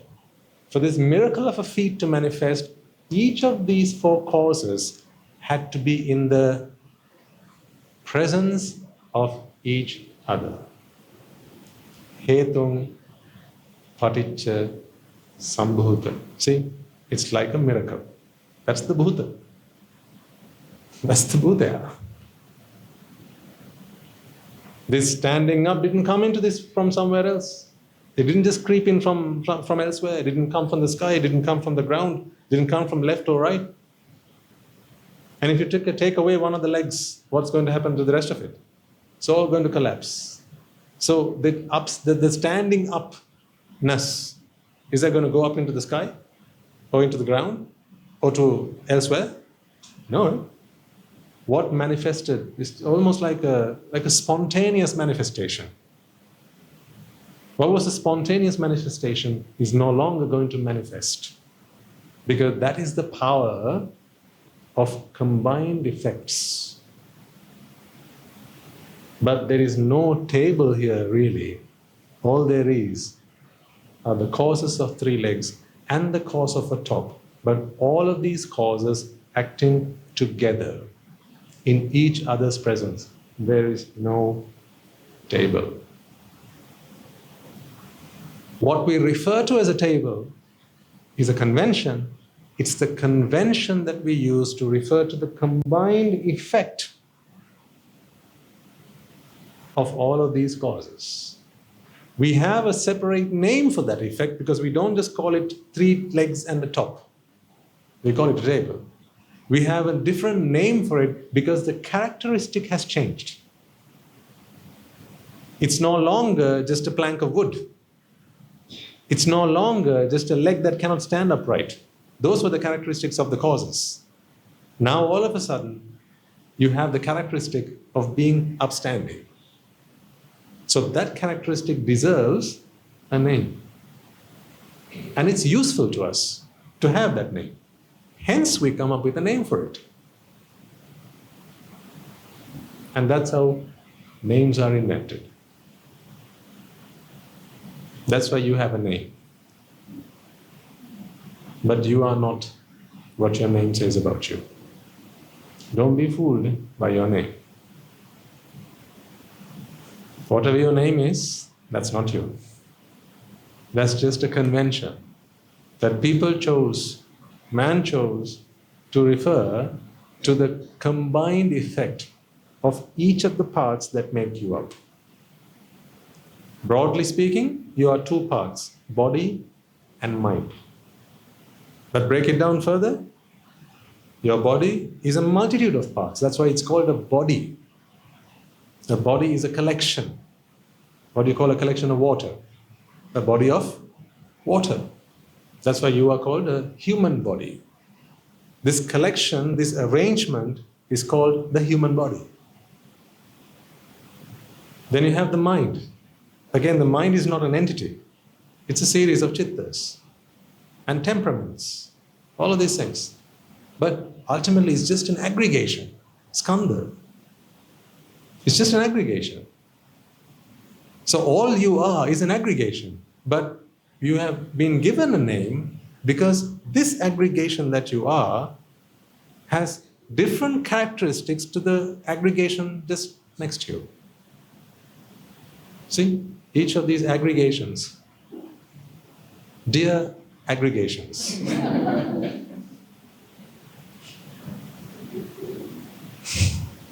It's so nice to speak to you today. Aren't you all just aggregations? Aren't you all just skandhas? That's what you are, aggregations. Aggregations of what? Energy. That's what you are. You are merely aggregations of energy. Aggregated in this manner because of necessity. Now you can piece a lot of the sermons we've done in the past together. What is the mother of invention? Necessity. Necessity is the reason that these aggregations aggregated in this manner. So today, if you're fair, it's because of the way you thought. That was a necessity. If you have dark complexion, it's because of that. If you're a man today, it's because of that. It was because of a necessity. If you're a woman today, it's because of a necessity. If you're blind today, again, it was because of a necessity. No one wanted to be blind. No one wants to be blind. But it doesn't matter what you want or not. Necessity is a different matter. See, think about this for a second. Now, don't hate me for saying this, okay? Because I know some people might think, Swami, that's so rude. I'm not trying to be rude. I'm just trying to tell you how things are.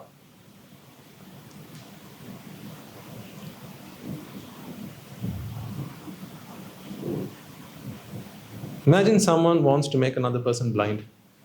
or someone wants to blind another person, an evil person. Okay? Where does this thought occur? In the mind, right? So let's take me, for instance. Let's say this good lady here. I don't like her. Not really like her. Imagine I didn't like her. And imagine I was an optician or an eye surgeon.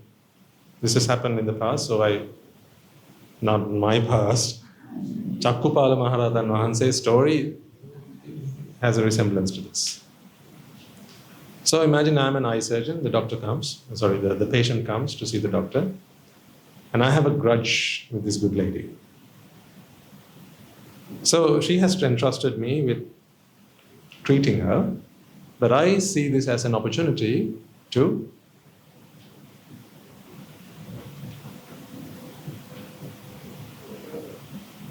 take her eyesight, or to deny her of her eyesight once and for all.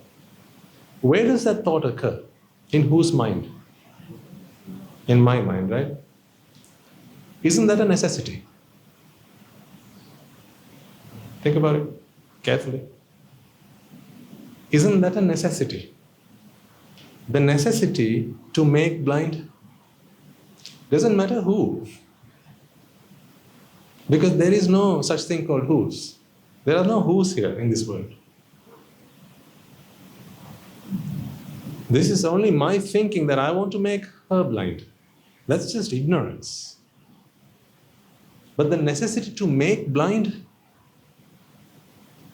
see, I'm the evil eye surgeon. I'm the evil surgeon. What do I want now? What do I want? I want to make someone blind.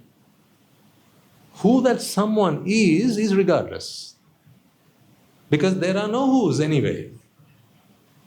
All there are aggregations. There are no who's. So the universe does not respond to who's. Karma vipaka does not respond to who's. Because karma and vipaka are completely indifferent to who's. The who's, you, me, he, she, it, theys, it's all indifferent to that. But it is responsive to a necessity that is in my mind right now. What is that necessity? To make blind. So where did the necessity occur? Here. So where does the necessity leads to? Invention, creation. So then where should the blindness now be created? Somewhere to do with me, right? It should be somewhere to do with me. This thought series, this mind, not that mind. Because it did not occur in that mind. She trusted me. In her mind was created trust, the necessity for healing, the necessity for treatment. That's not evil. Evilness occurred in my mind. So the necessity to make blind occurred in my mind. So if in my mind karma is now created, that karma is created with a necessity for blindness. You tell me then, who's going to be blind in the next life? Of course.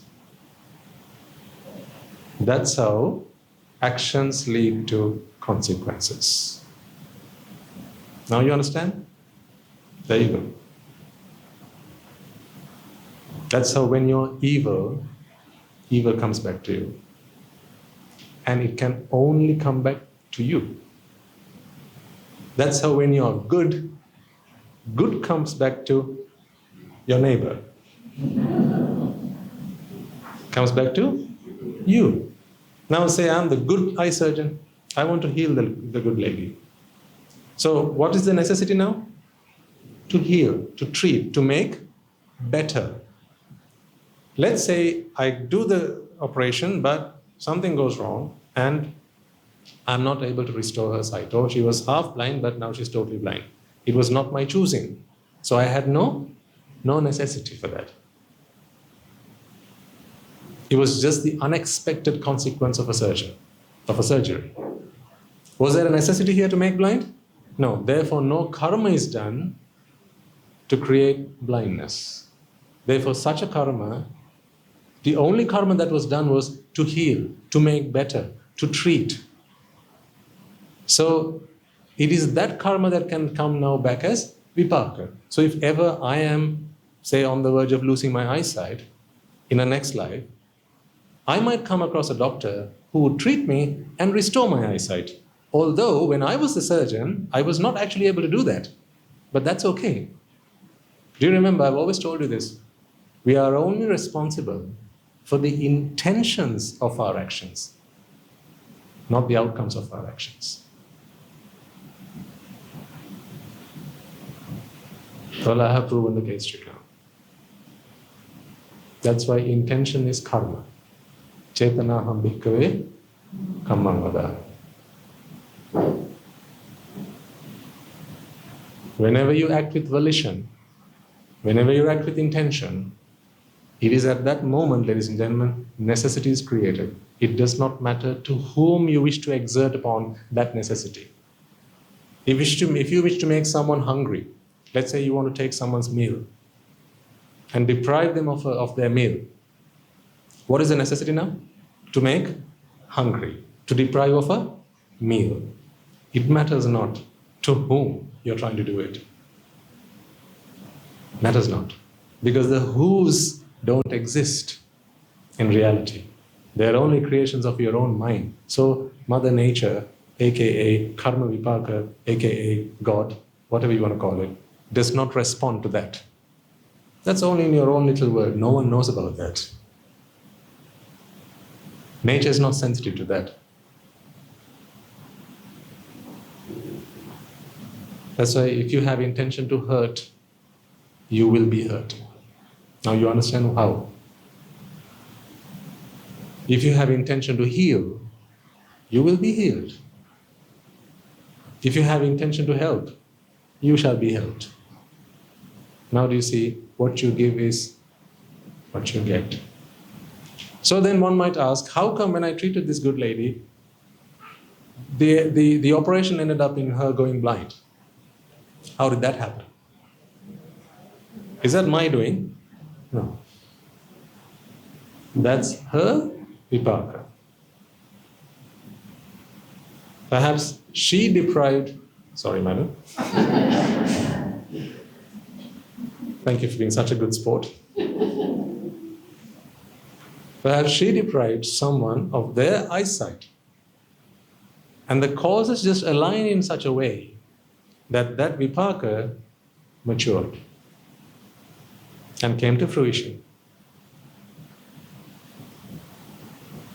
See, that's why it's terrible to be terrible to others. Actually, it's terrible to be terrible, that's it. It doesn't matter whether it is to others or to yourself. Because there are no such things called selves. So, along the same lines, what if you hurt yourself? Now we talked about hurting others, right? What if you hurt yourself? Same thing. Because the universe is not responsive to these selves. Myself, himself, herself, themselves, yourselves. No, these are all just creations of the mind. These are just mere fabrications of the mind. No such selves exist. What exists is necessity and conforming of energy to fulfill that necessity. That's all there is.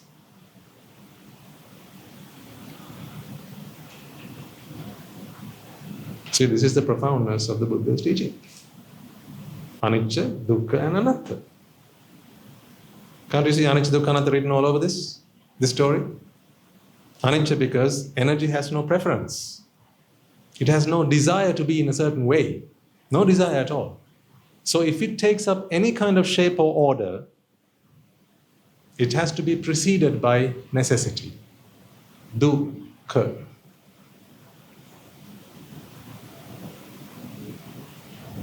Kaya is a body. Aggregation. Aggregations will only occur in response to necessities. Because energy has no preference, no tendency to take up a particular shape or form or structure. Chaos is nature's natural order. chaos. So if all you have are formations, aggregations in response to necessity, then that's all there is. There is no third entity. There is no third entity. Hence, anatta.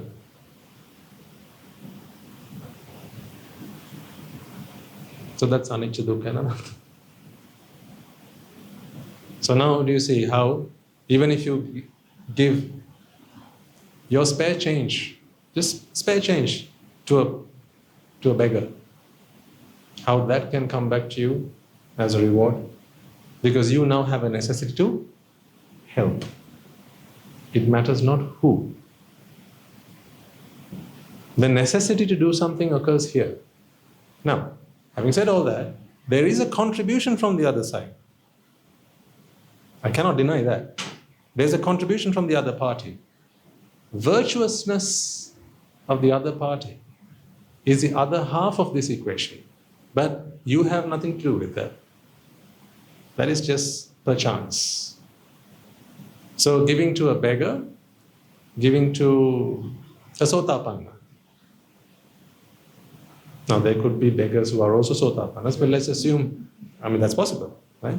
So a beggar comes along, listens to a sermon, and becomes a sotapanna. That's quite possible. That's nothing to do with how much money you have in your pocket. Let's say a beggar who's a prutakjana and a beggar who's a sotapanna. In one regard, they're both beggars, and that is only dependent on the fact that they are poor and they go begging. But in every other regard, they're very different because their virtuousness is different. So when you give, on your part, you don't know which one's which. Let's assume that. You don't know which one's which. So you just take the same bun, split it in two, and you say, right, I'll give you one half and I'll give you the other half. One is to a prutakjana, the other is to a sotapanna. On your side, what you have done is create a necessity to give. This wouldn't happen if you were an arahant. Because the necessity to give does not occur in your mind. You just give. We'll talk about that another day. Okay? That's another time. It's just a bit of a trailer. Spoiler. So, as a non-arahant, all you want to do is to give. So the necessity to give has occurred in your mind.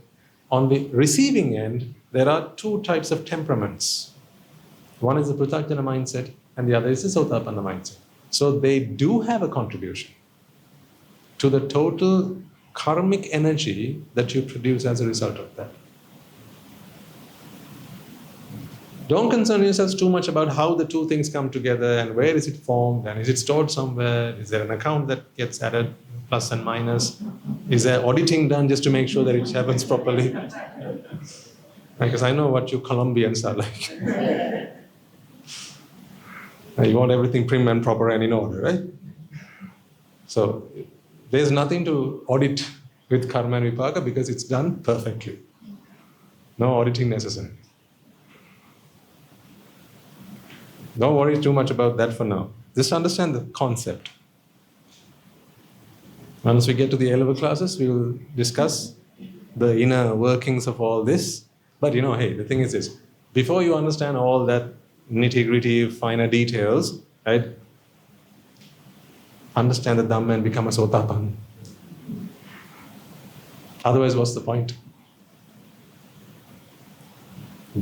Grasp and understand and get your heads around and firmly place yourselves in the phenomenon of anicca, dukkha and anatta, because without that, you have understood nothing.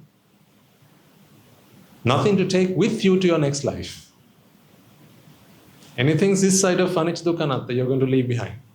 That will be just like any other knowledge that you have gained. A sotapanna, once he or she dies, is born at least as a sotapanna in the next life. So you see, that level you take with you. But the Dhamma that you had listened to, you forget all that. Who you'd learn from, you forget all that. So I know you will forget me in your next life. After all this.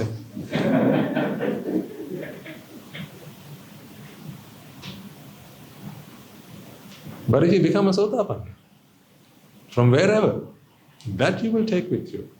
If you become a Sakrudagami, that you will take with you. Because that change happens in the mind base. That is where chittas are formed, not in the chitta. In the environment where chittas are formed. The chitta rises and passes away. But where chittas are formed, that is where that effect occurs. Your understanding of Dhamma. Not understanding, rather comprehension of Dhamma. Understanding is to make logical sense of the Dhamma, right? Which is different to comprehension of the Dhamma. But anyway, so when you give the same bun but split in half, one to the Pruthagjana, one to the Sotapanna, there's a contribution from their part, which aggregates with the contribution from your part, as in the necessity on your part, and the two of them together create your karmic energy. So in that instance, you would have done two merits. One is the giving to the Pruthagjana, which would have earned you some merits, but then the other would be giving to a Sotapanna, which would have earned you many, many fold the amount of merits that you have earned with the first instance. And that keeps going up as a Sakrudagami, Anagami, Rahatan, Mansi, and so on. That's why I always encourage you to do what you can for your parents, mother and father. In that regard, they're very special. You can't earn as much merits by giving to a stranger. By stranger, I mean just an average person. If that stranger is a Rahatan Mahansa, then it's a different matter. Stranger is someone you don't know, right? I don't mean in that regard. But if you still are fortunate enough to have your parents with you, ladies and gentlemen, don't lose out on that opportunity, because you won't have it forever. It's an opportunity that will pass before your lifetime. So while you still have that, do it. Because they're special in that regard. And how do I say this to prove this? Well, you know about the 5 heinous sins? Shaking the blood of a Buddha, killing an Arahant, killing the mother, killing the father. There's no talk about killing anyone else. Even killing a Sotapanna is not as bad. So you can, and this is not because the Buddha said so. Please do understand that. He does not decree the way it is. He does not write the constitution. He merely proclaims the truth. It's not his making. He merely reveals the truth. That's all it is. So he's a scientist in that regard. Scientists don't create truths, do they? They discover truths. Anyway, we went a long way. So, you understand about the table? So what is a table? It's something that exists in addition to the 3 legs and the top.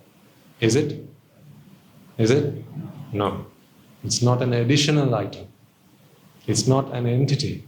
So if I took this leg away, whose leg have I removed now? Whose leg have I just taken out? The answer is no one's. It's just a leg. But conventionally, it's the table's leg. So if you ask the Arahant, whose leg have I just taken? The Arahant will conventionally answer, the leg of this table. That's a conventional answer. The difference between the Arahant and us is that what the Arahant speaks conventionally but understands to understand something different, our comprehension of the world is the same as convention. That's where the problem is. Whereas an Arahant's comprehension is at disparity with convention. But he's at peace with convention. He's okay with convention. He doesn't fight against convention. He calls the table a table. So if this table only has 2 legs, he might say, well, why don't you go find the other leg and restore the table, then you can use it for something. Where's that leg? Where's the leg of this table? He might ask that question. But in his mind, he knows that there is no leg that belongs to a table, and there is no table to which a leg belongs. Do try to understand that it's a different comprehension. What they comprehend is different to what they speak, because language is for convention. Language is not for wisdom. Do you agree with me, don't you? We use language for conventional use. All of these words that we have, see, these are all conventions. Mother, father, brother, sister, all these things. These are all conventions. So an Arahatan Vahanse is not at odds with convention. They conform to convention, but that is all they do. They conform to convention. So in other words, actually they live among us, but they're not one of us. See if you can make sense of that. They're like aliens, but in human form. They live amongst us, but they're not one of us. That is what an Arahant is like. They live amongst us, therefore they conform to our rules, our policies, our conventions, our systems, our everything. If you smile, an Arahant will smile back at you. Not because he wants to smile at you, but because that is convention. It is considered rude not to smile back. The Arahant knows that. If the Arahant didn't know that, he wouldn't. Because there's no need to do this. What for? But it's considered rude not to. And so one of the best advantages that we have is all Arahants will not have been born Arahants. Yeah? So therefore, they have lived amongst us, they have learnt amongst us, and they know how we work, they know how they used to work, they know how they used to think, they remember all that. So they can quite easily conform to just common sense and general knowledge. So it's not difficult being an Arahant in this world, I think. I don't know. I don't think it's difficult being an Arahant because he just conforms. See, I conform to the lifestyle of a monk, so I'm clad in a robe. You conform to the lifestyle of a layperson, therefore you are clad in these clothes. When you go to work, if you have a uniform, you conform to that.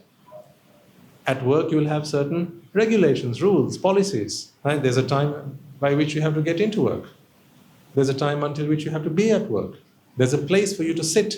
There's a computer for you to use. You don't go sitting at anyone's place. Some people do, but you don't.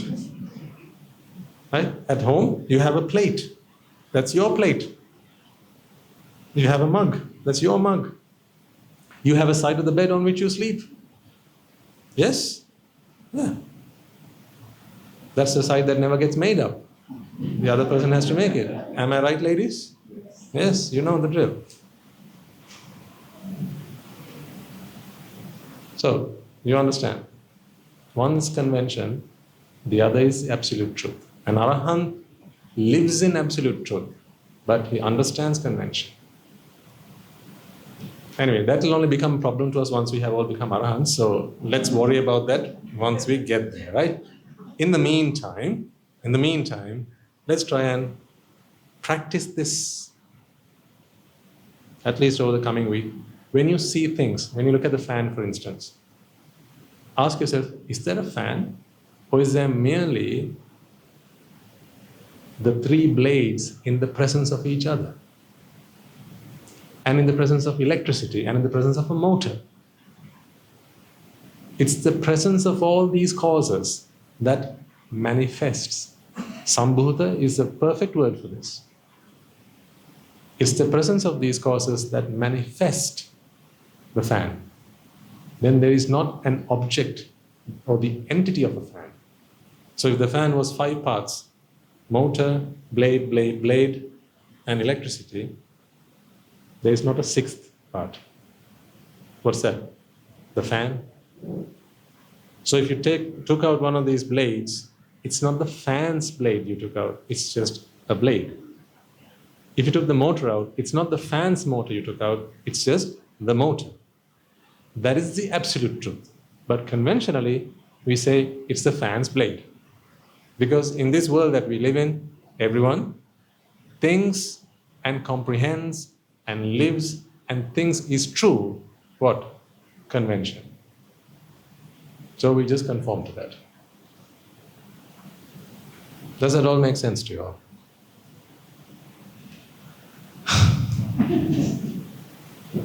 So did you work out the riddle?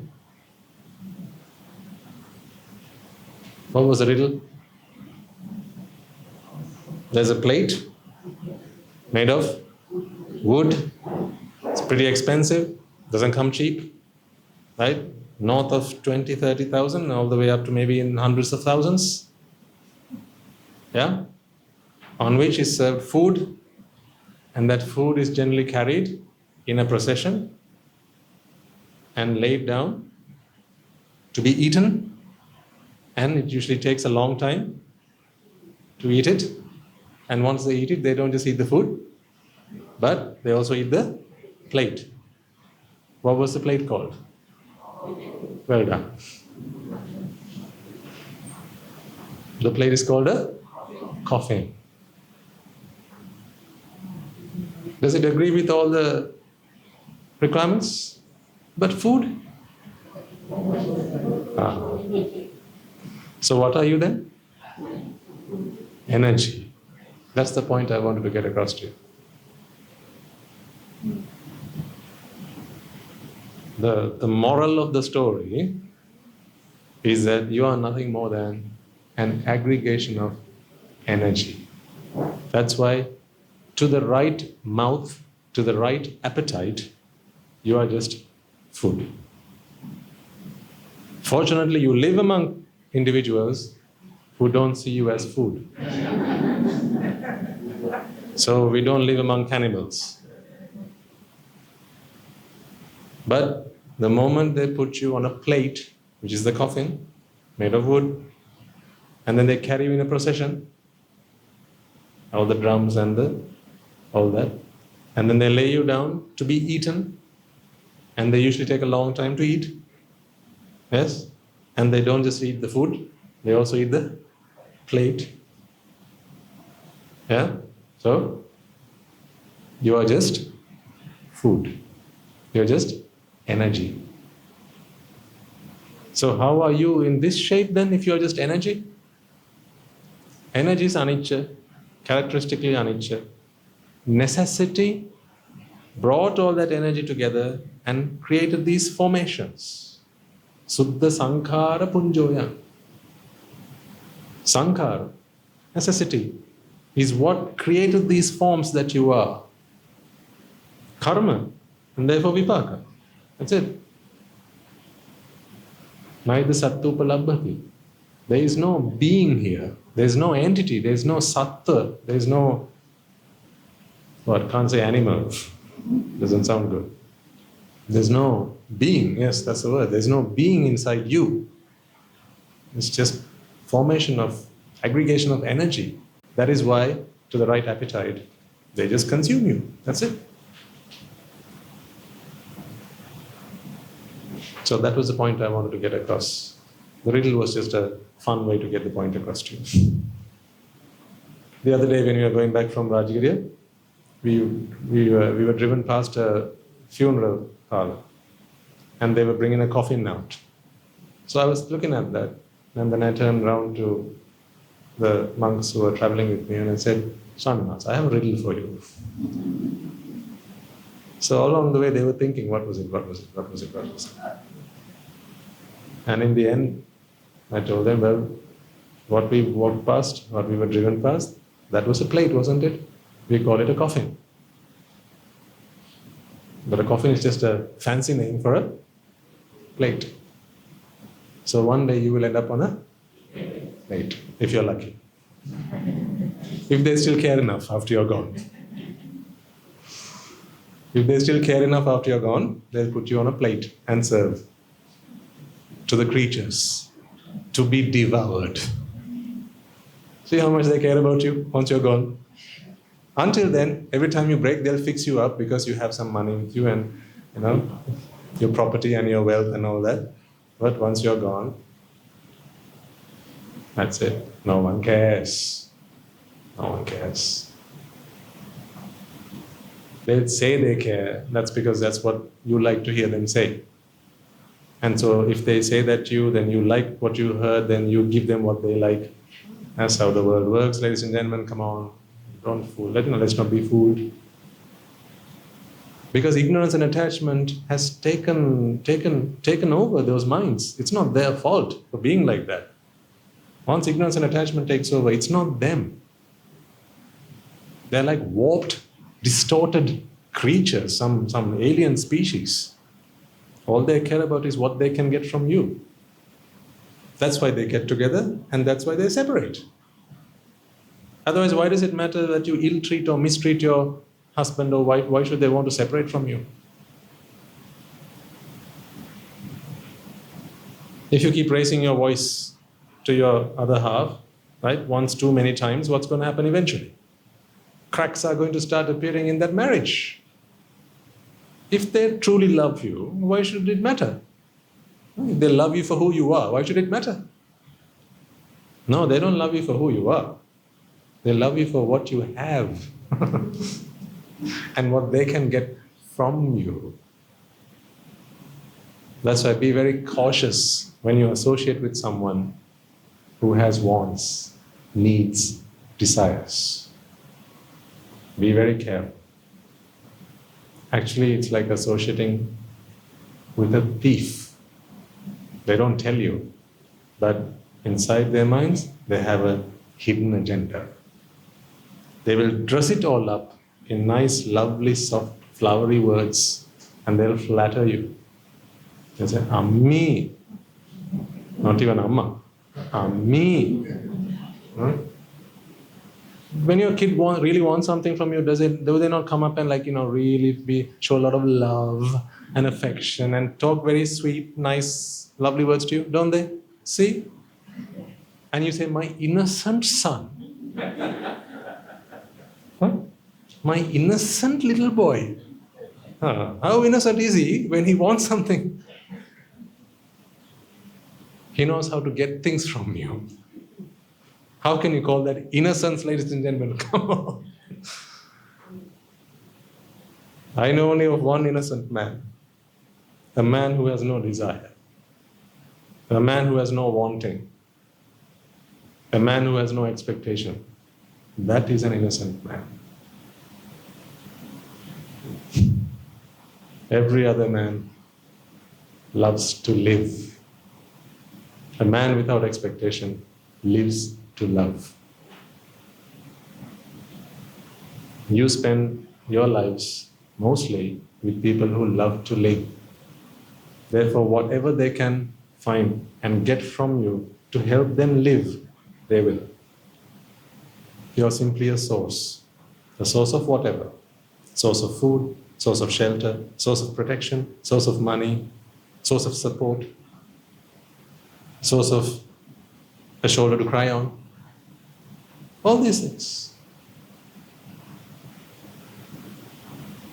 That's what you are. It's okay, we just have to come to terms with that. So, there's no point going on a killing spree because they're all bad and evil and wicked. Now, I'm not promoting genocide, and that's not what I'm saying. They just kill every one of them. They're just so evil and wicked. And I thought they were all good and nice people. And then the problem is with you again, because you thought they were like that and now they're not like that, right? So you had expectations on them as well. See, got you again at your own game.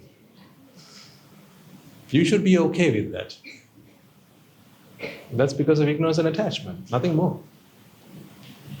Try and spend your time with arahants as much as you can. If you can't find arahants to spend time with, try and spend time with anagamis. If you can't find anagamis to spend time with, try and spend time with sakrudaagamis. If you still can't find sakrudaagamis to spend time with sotapannas. If you can't spend time with sotapannas,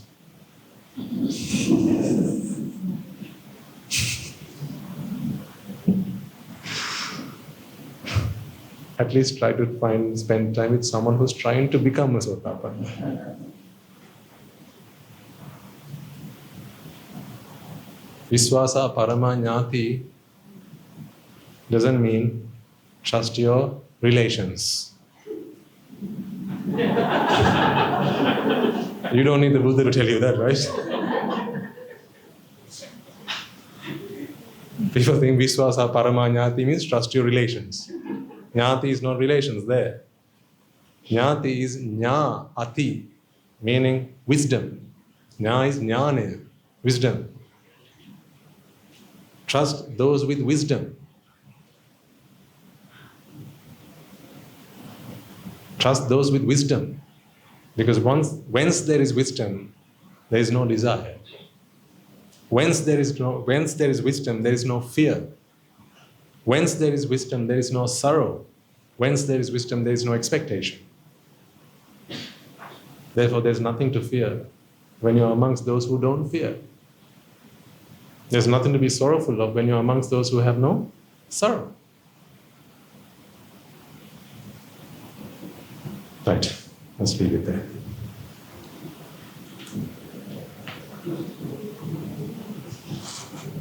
So you have homework to do, okay? Contemplate whatever objects you see. When you go get into your car today, ask yourself, is there a car? Or is it merely the intersection of causes in the presence of yet more causes? That's all it is. And when you get home, look at your wife.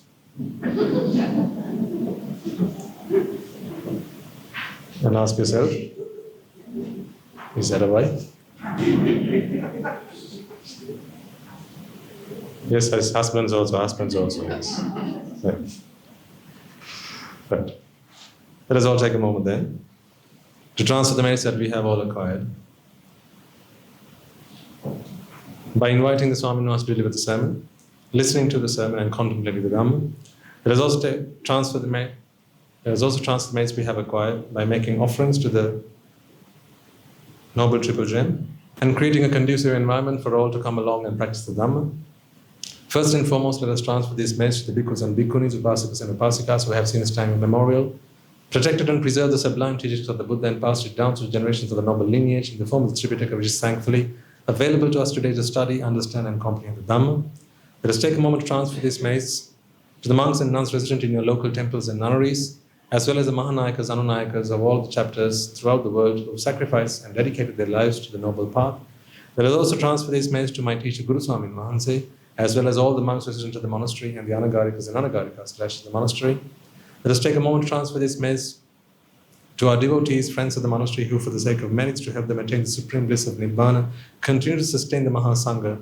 This includes all of you who provide the Mahasangha with shelter, arms, robes and medicines, as well as pass on their know-how and continue to extend their well wishes. May by the power of these merits they be healed of any physical and mental ailments and overcoming obstacles to their spiritual progress. May they abstain from the unmeritorious deeds, fulfill the meritorious deeds, fulfill the noble eightfold path, and may they all attain the supreme bliss of Nibbana. Sadhu, sadhu, sadhu.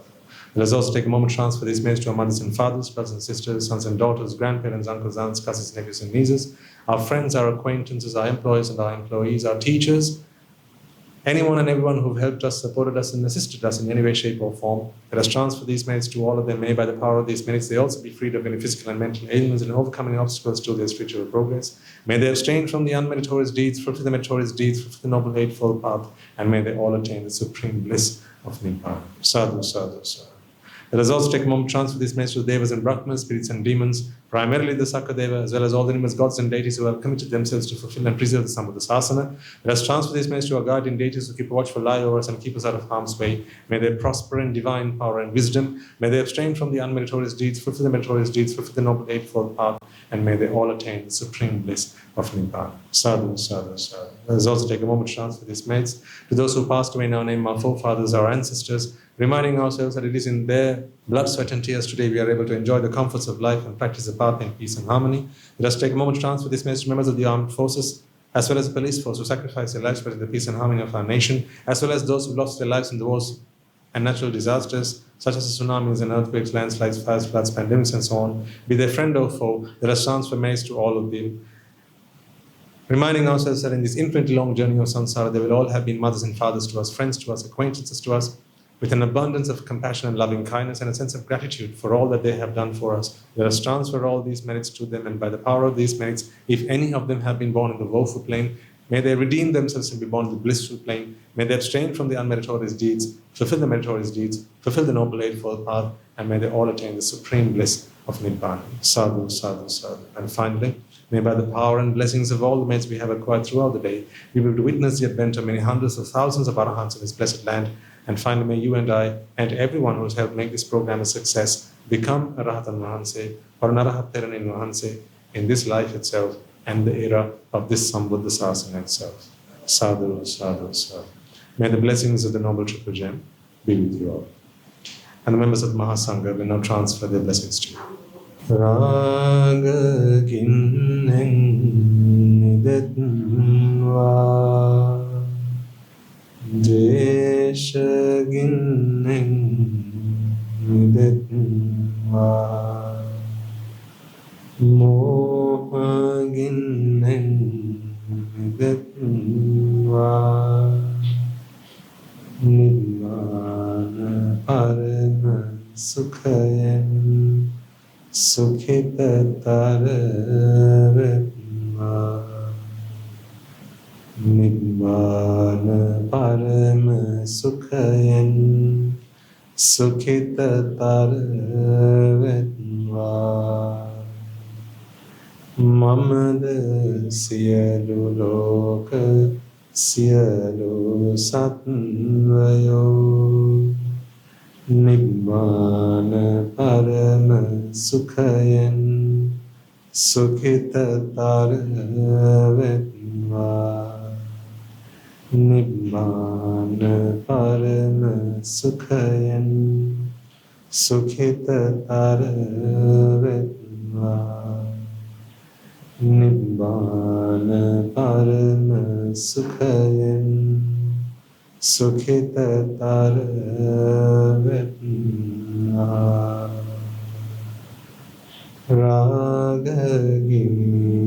Rajagiriya Dveshagiriya Mohagiriya Nivan Sapaladeva Nivan Sapaladeva Nivan Sapaladeva Tunduange Suvisi Ananta Mahaguna Belen Sila Loka Sila Satyoma Nibbāna Paramasukhen Sukhitataravetva Sadhu Sadhu Sadhu